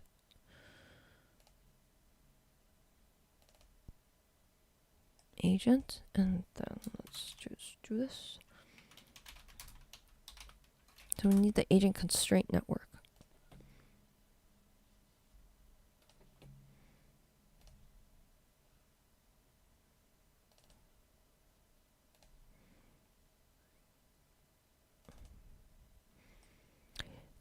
You know what? I'm not going to put this here. Just to make it more easier to access, I'm going to put it inside the crowd simulation like this. It's easier to reference it like this. I like, at the beginning, I was conflicted where to put the agent constraints, inside here or do my fancy, like what if you've seen some of my other tutorials, I would drop down an object merge node and move everything inside and then move everything again like a multi-layer. It would be nice and organized, but for the crowd simulation and for this particular scene, I found it really tedious because I have to like jump up and down through the geometry nodes. I would much prefer to put down the agent constraint in this level and just deal with it in here, because we're going to have to feed all these outputs into the crowd simulation.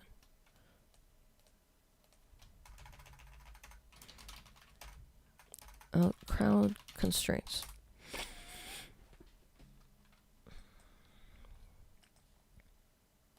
So let's take a look what this looks like. Source pin. Source.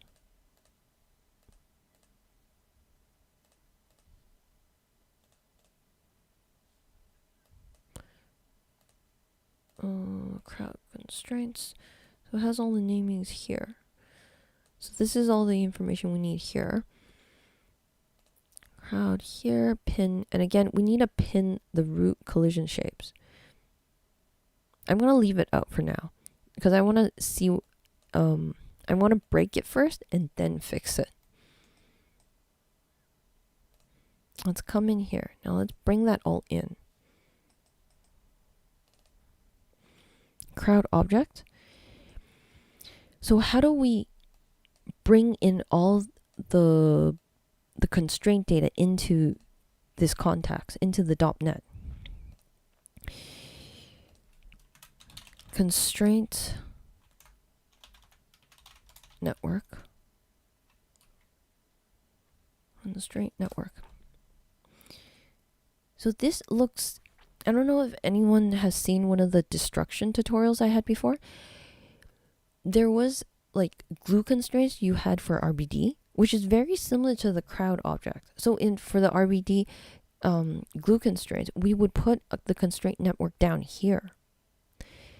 But since these constraints are agent constraints, are highly coupled to each agent, we want it to affect the crowd object up here. So we need to put the constraint network over here.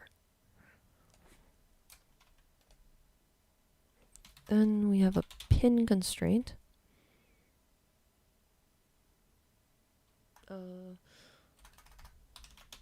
Hard constraint. The pin constraint with the hard constraint. And we also have that the cone twist constraint. This is for the joints. Okay, let's merge these two together. Goes in here. Now, this we have to fill in. This is very similar to the glue constraints. And if you used RBD glue constraints, you know that like you would put a name here, something like glue or something, whatever you named it in your setup, in your SOPs. For us, this agent constraint here So we can take a look what the naming is over here. So we have pin and we have cone twist. So pin is the hard constraint that we want. So we can put that, put that in here. And the cone twist, let's call it cone twist. I hope I spelled that all good. Cone twist, okay. Okay, let's gravity. I'm gonna merge ground.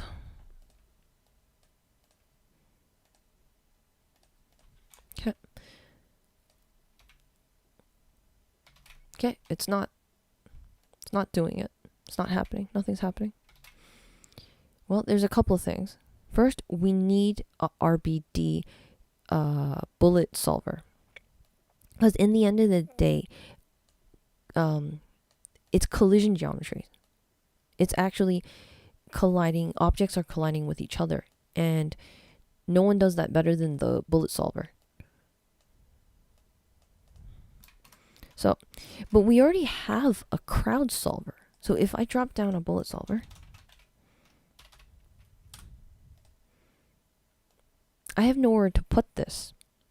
And that brings us into the multi-solver. The multi-solver allows multiple different solvers to work with each other. So both solvers would go into here, and then this multi-solver merges with the rest of this setup like this. But it's erroring out. That's because you plug in your objects over here. Instead of plugging in the objects, this like whole bunch of stuff right into your respective solvers, you can plug it into the multi-solver object here. Let's do this. It's still not working. Well, we need one thing in the crowd solver here. The Ragdoll state.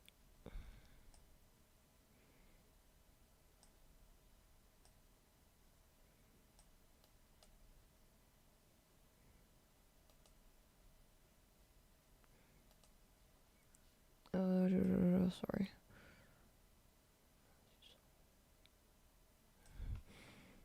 Okay, let's go in here. Okay, it's not picking up the collision. If it does pick up the collision, we should see I have to turn it on first. Crowd solver bullet data, crowd spin guide. Glue. Oh, that's one thing I forgot. The crowd constraints. You have to let it know what this is. We have to feed this in. That's one thing I forgot. Let's go in here and inside the constraint network. Let's call this aging constraints. That would make more sense. You need to tell it what it is. Like you need to give this guy in here. Okay. It explodes. Yeah, I don't want to see that.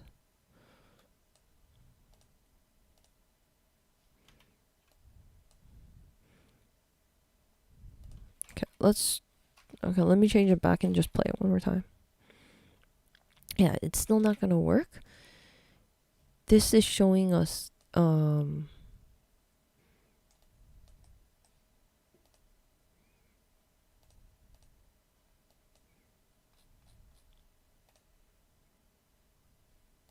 where's that constraint?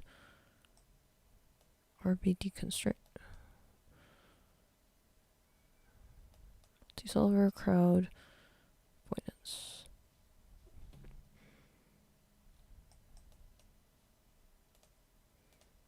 Oh, object link.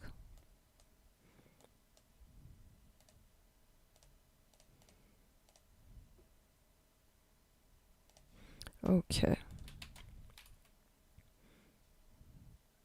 Let me lower the playing ground a bit. it's not.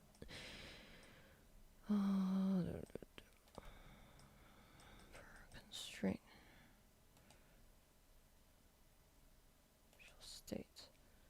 Oh, right. I was gonna show you how to break it first, and then in here you have to check this pin root collision shapes. That should have did it. When in doubt, Ragdoll test. Let me do a Ragdoll test.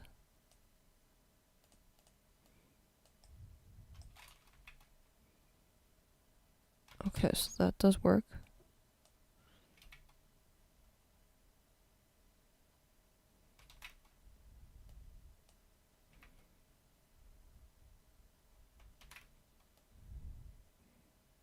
Oh, and then the constraints are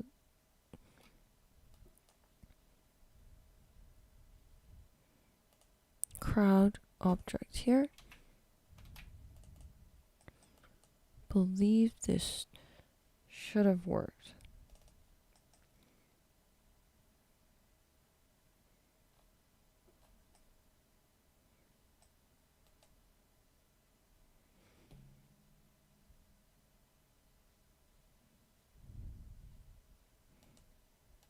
Ragdoll active.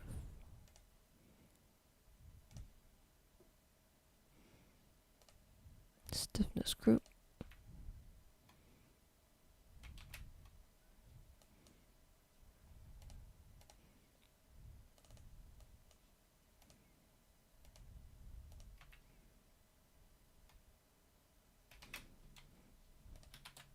Not great when stuff doesn't work.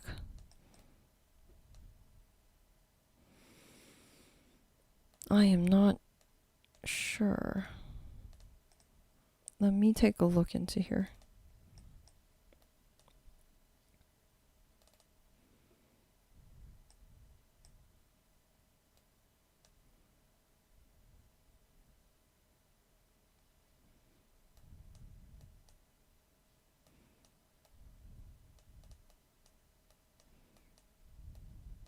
So this is the circles that I'm trying to get into here. I think, oh, I hope it's not because of the capital. Oh, I did have a capital.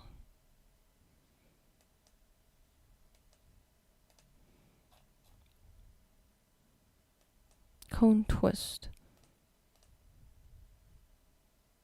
If we go into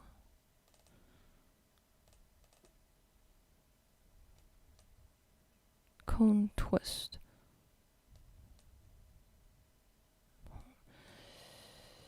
Use object transform. Internal constraints. Let me just do this. I must have missed something in my setup. I'm just gonna take these nodes, and I'm just gonna copy it over. I must have did something wrong here.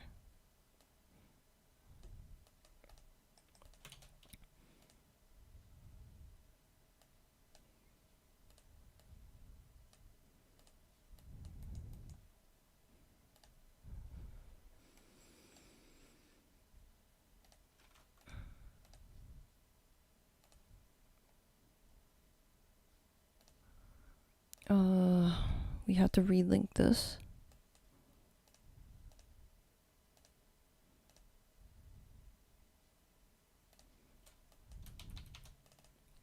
Just gonna reset everything up. Internal options.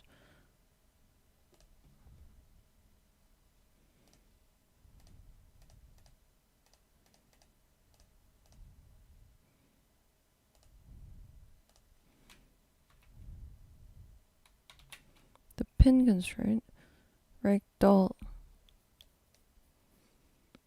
Crowdsource. Bounce. Active. Ragdoll. Nope. I remember it was just Ragdoll. It was okay.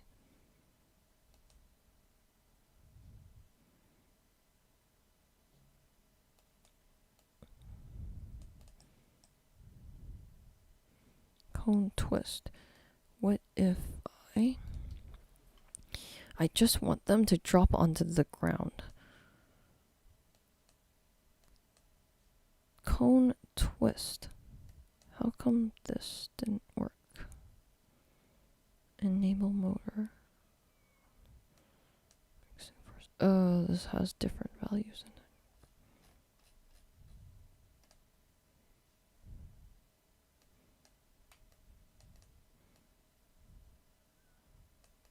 I'm so sorry for this, but guys, hope I didn't.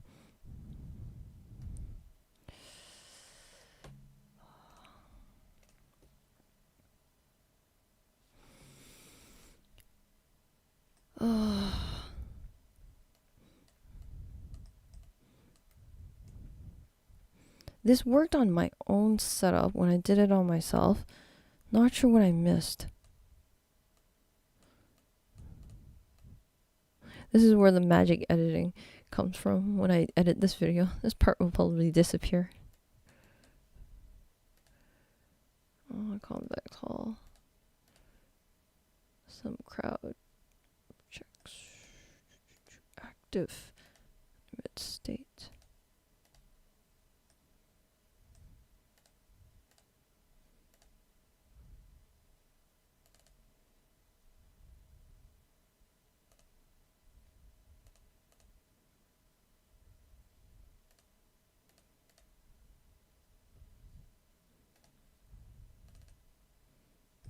Oh no. No, I'm getting confused now. Oh. Houdini, Houdini, Houdini. Oh, I could have swore this just worked like that.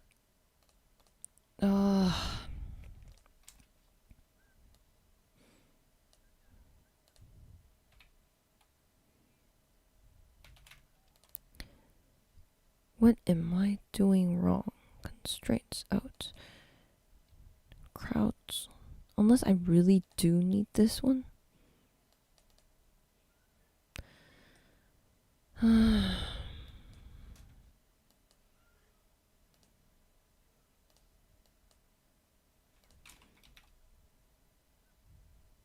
No, you don't. So.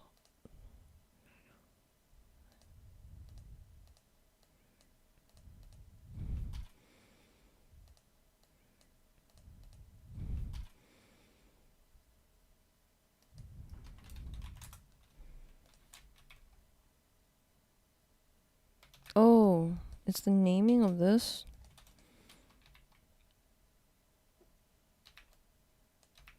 No, I broke this. That's terrible. I broke what was working.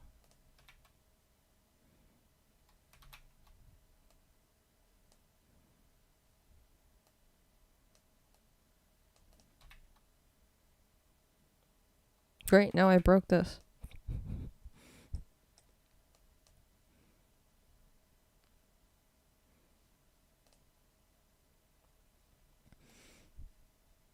Yeah, I could just open it up. I really wanted to do it live to show you that you can build it yourself. Because if I just like pop it in, then you're gonna have the same problem when you do it yourself too. Oh.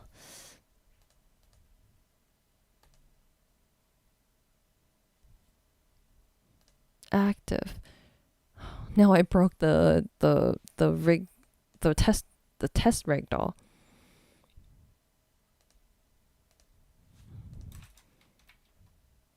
What is erring about ragdoll? State point attribute does not match because I changed this.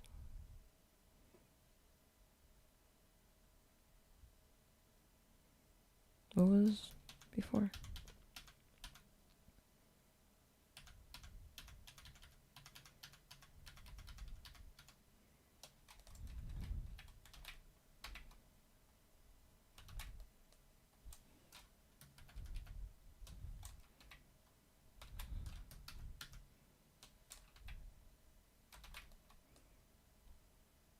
Ragdoll.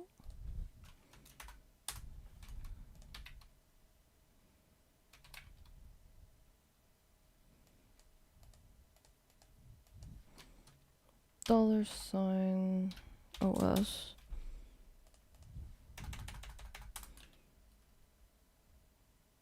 Ragdoll.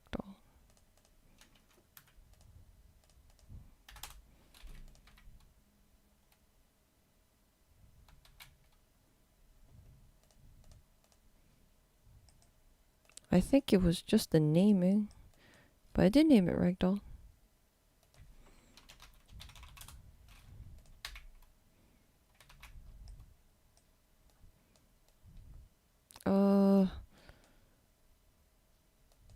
Okay, I might just copy it over.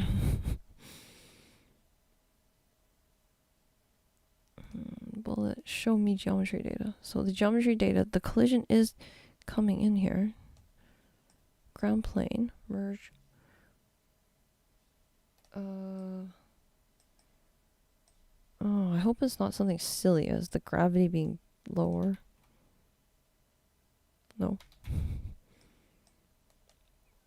I could have swore this worked.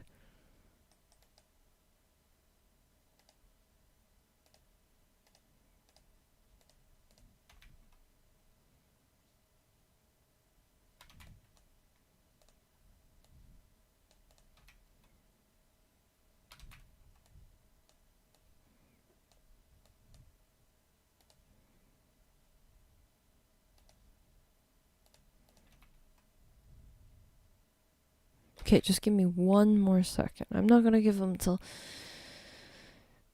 until I give up. You know what? The pin constraint. Let me just I think I forgot a check mark somewhere. Enable Ragdoll.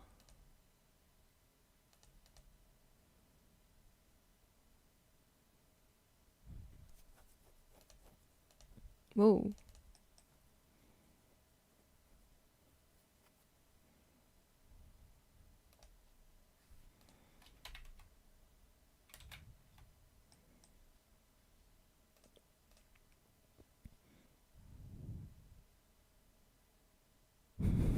Or compare your setup. Yes, I should actually. Ragdoll constraints, guide, options. I'm so sorry for this, guys.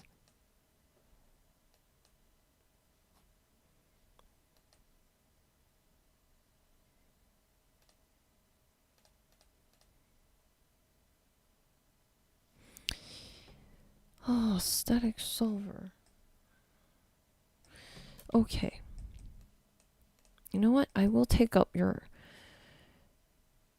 what you suggested. You know what? Let me take this. Just go like fail. You know what? I might redo this stream. This is like terrible. This is not great.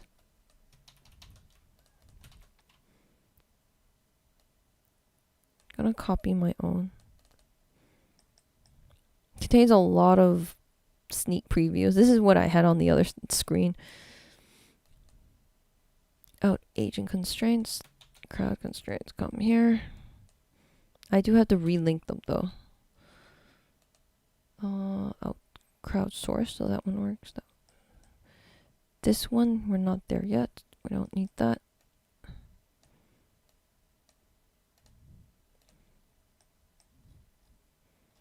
Merging ball, so I only need that one. Okay, let's just do this. The zombie walk. It's not a zombie walk anymore, it's walk. Let me take this out.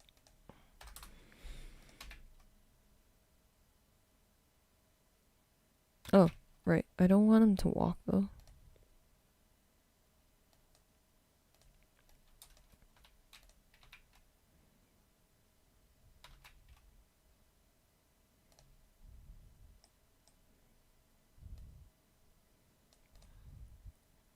RBD pack data. Let me bring that back in actually. Ball. Crowd shift, right, zombie walk to Ragdoll.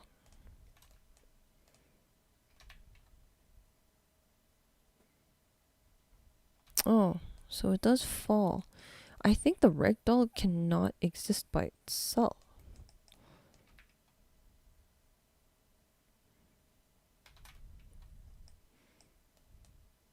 This is the exact same setup.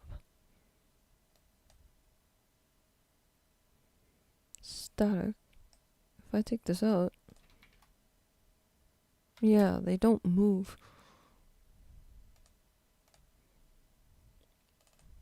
So let's go back to the fail one. I think I know what's wrong. The Ragdoll state. I wanted to do this one step at a time, and I guess you can't. You have to have them both at the same time.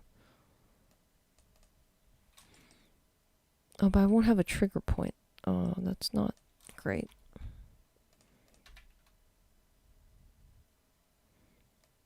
All walking towards that.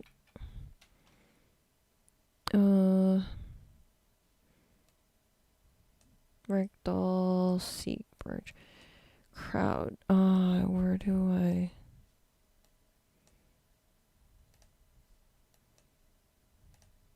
I wanted to see it.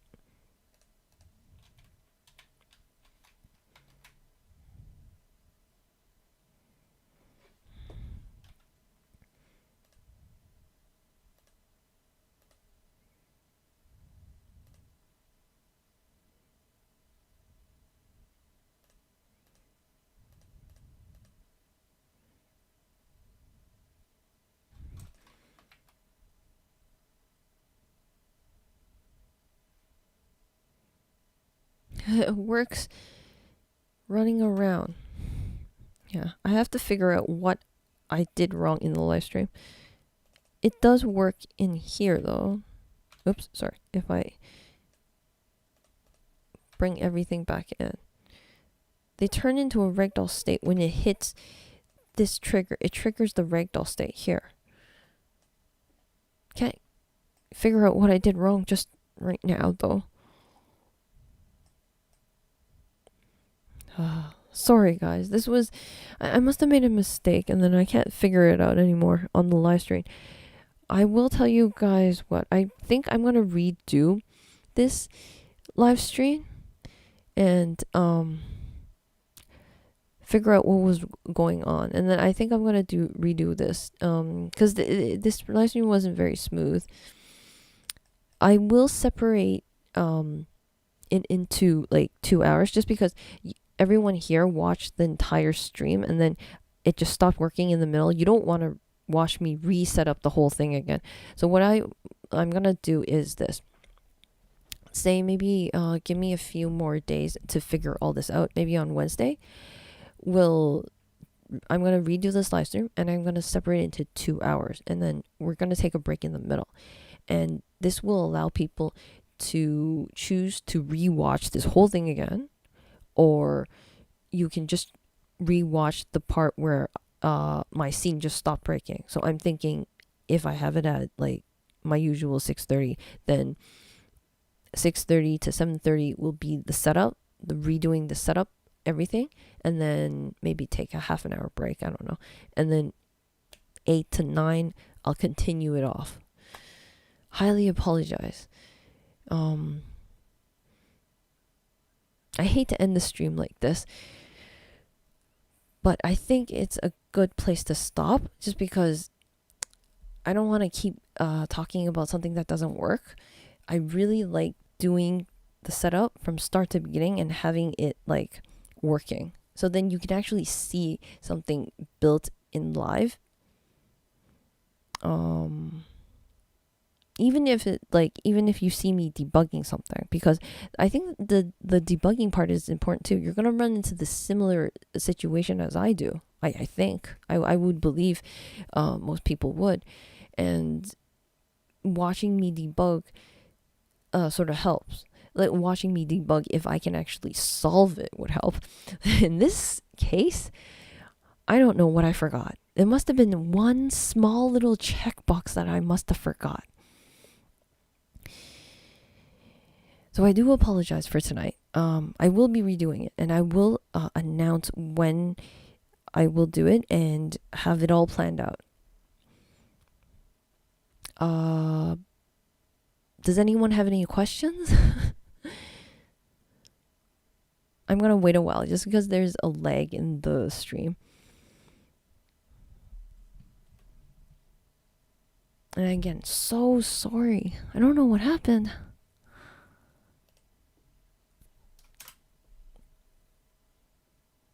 I hope it wasn't the naming. I hope it wasn't just like a capital uppercase letter. I just mistook that. That would have sucked then.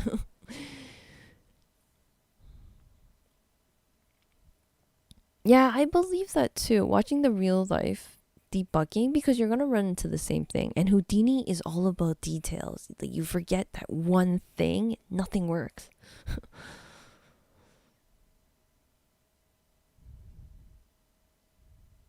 But if you want it in the meantime, just in the meantime, if you really want it, like, you can't wait and you just want to get right, do like a crowd simulation, you can cheat a little bit and use this test sim, and actually you can just throw in your stuff inside this test sim, because this is an actual simulation.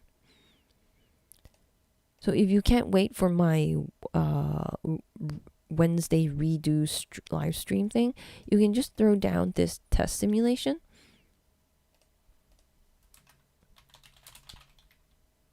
Just throw this down.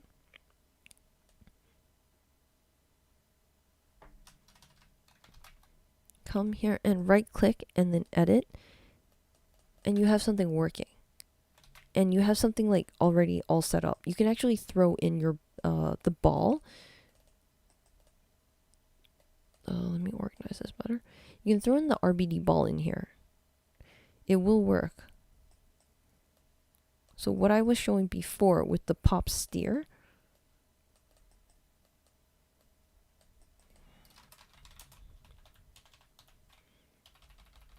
pop steer seek, you can actually throw this in.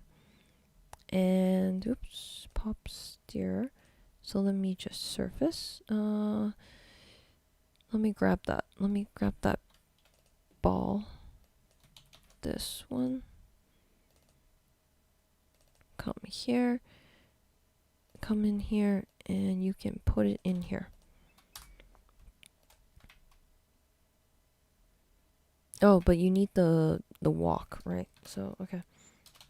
Crowd state. Merge.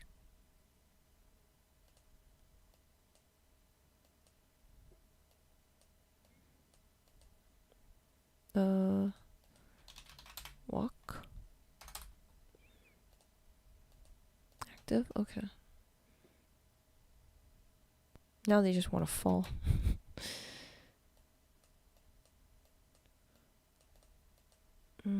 Set as initial state.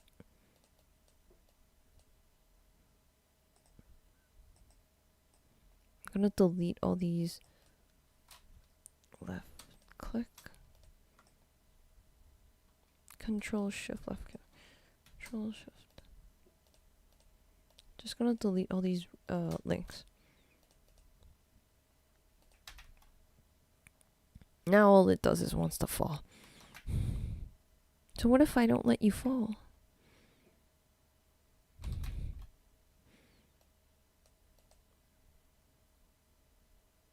Walk in place locomotion. Now that's not great. I can't even show you a workaround. Oh, the state doesn't exist. It can't find the state. Why? Whenever you see something explode like this inside the crowd simulation, I've learned that when it explodes like this, it means it can't find the state. So this walk state doesn't exist, which is peculiar because I had it right here. Crowd. Let's actually make it into the walk. How can you not find it then? I wonder if it's because of this. Yeah, it was because of this. So they do something funny with the attribute wrangle. Just ignore this. I would just delete it. And it walks around. Then you can put in the walk state. Okay. And then I'm going to put in the ragdoll as well. Cool. And what if I take this up? And now the Ragdoll. Yeah, there's something wrong with this. Let me show you what it looks like when it... Oh, but actually you've seen it. When it actually works. Let me just check the chat.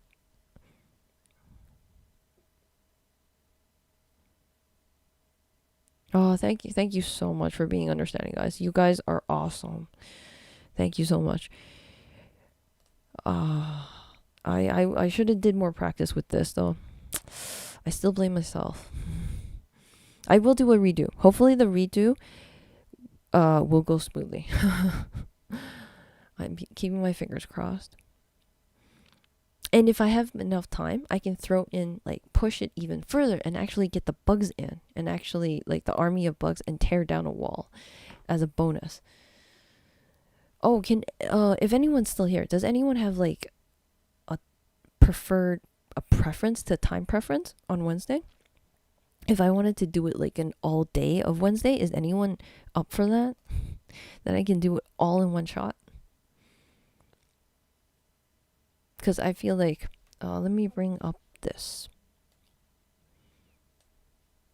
I really want to redo it from top to bottom, but I will take a break in the middle just because it'll separate the stream links. So you'll actually get like two or three stream links. So I'm going to separate. The first half will be redoing what the entire setup. The second half will start where I started breaking. Where my scene started breaking. So that will be the marker. And if I want to finish everything all on Wednesday. So that will cover everything, like everything on this sheet. Plus, if I do it the whole entire day, I can add in the bug army here. That might be like pushing it, but... Let's see how my sanity goes at the end of the day.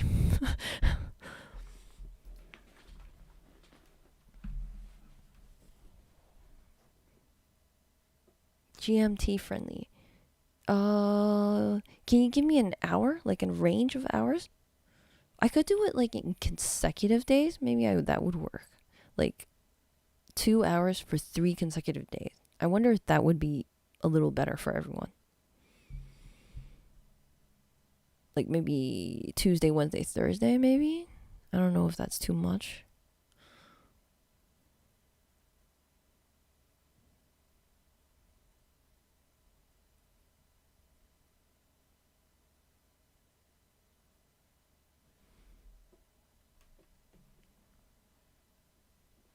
Cool. Okay. So I'll set something up and then I'll announce it and I guess that's it for tonight. And I do apologize. One last apology. I'm so sorry, guys. Didn't want to end the stream like this. But I thank you all for joining me, and you're so awesome for staying for the entire stream. Thank you so much. Thank you. Thank you everyone for staying for the entire stream. My streams are way too long. I tried to talk fast at the beginning. Still didn't work out. I think I talked too fast and I kind of messed it up. I should just go with my usual pace and maybe try and separate the streams into smaller pieces. I think that would be... I'm just thinking to myself. I think that would be a better option in the future. What hour? I haven't decided yet what hour would fit best for you guys. Maybe if you have like a time range, morning, but the time zone, right? Yeah.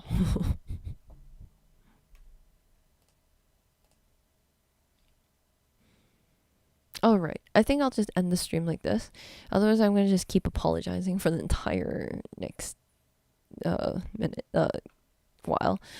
I will ask for more about timing information, and then you guys can hit it into the comments. I'm on GMT too. Good either way. There is still the replay that you can watch, and hopefully the next one will be a little more smoother, and the replay will be shorter. All right, I'm just gonna end it off. I feel ashamed enough. Thank you all for joining me, and one last apology. So sorry it ended like this. I'll see you all next week when I redo everything. And thank you all for coming too.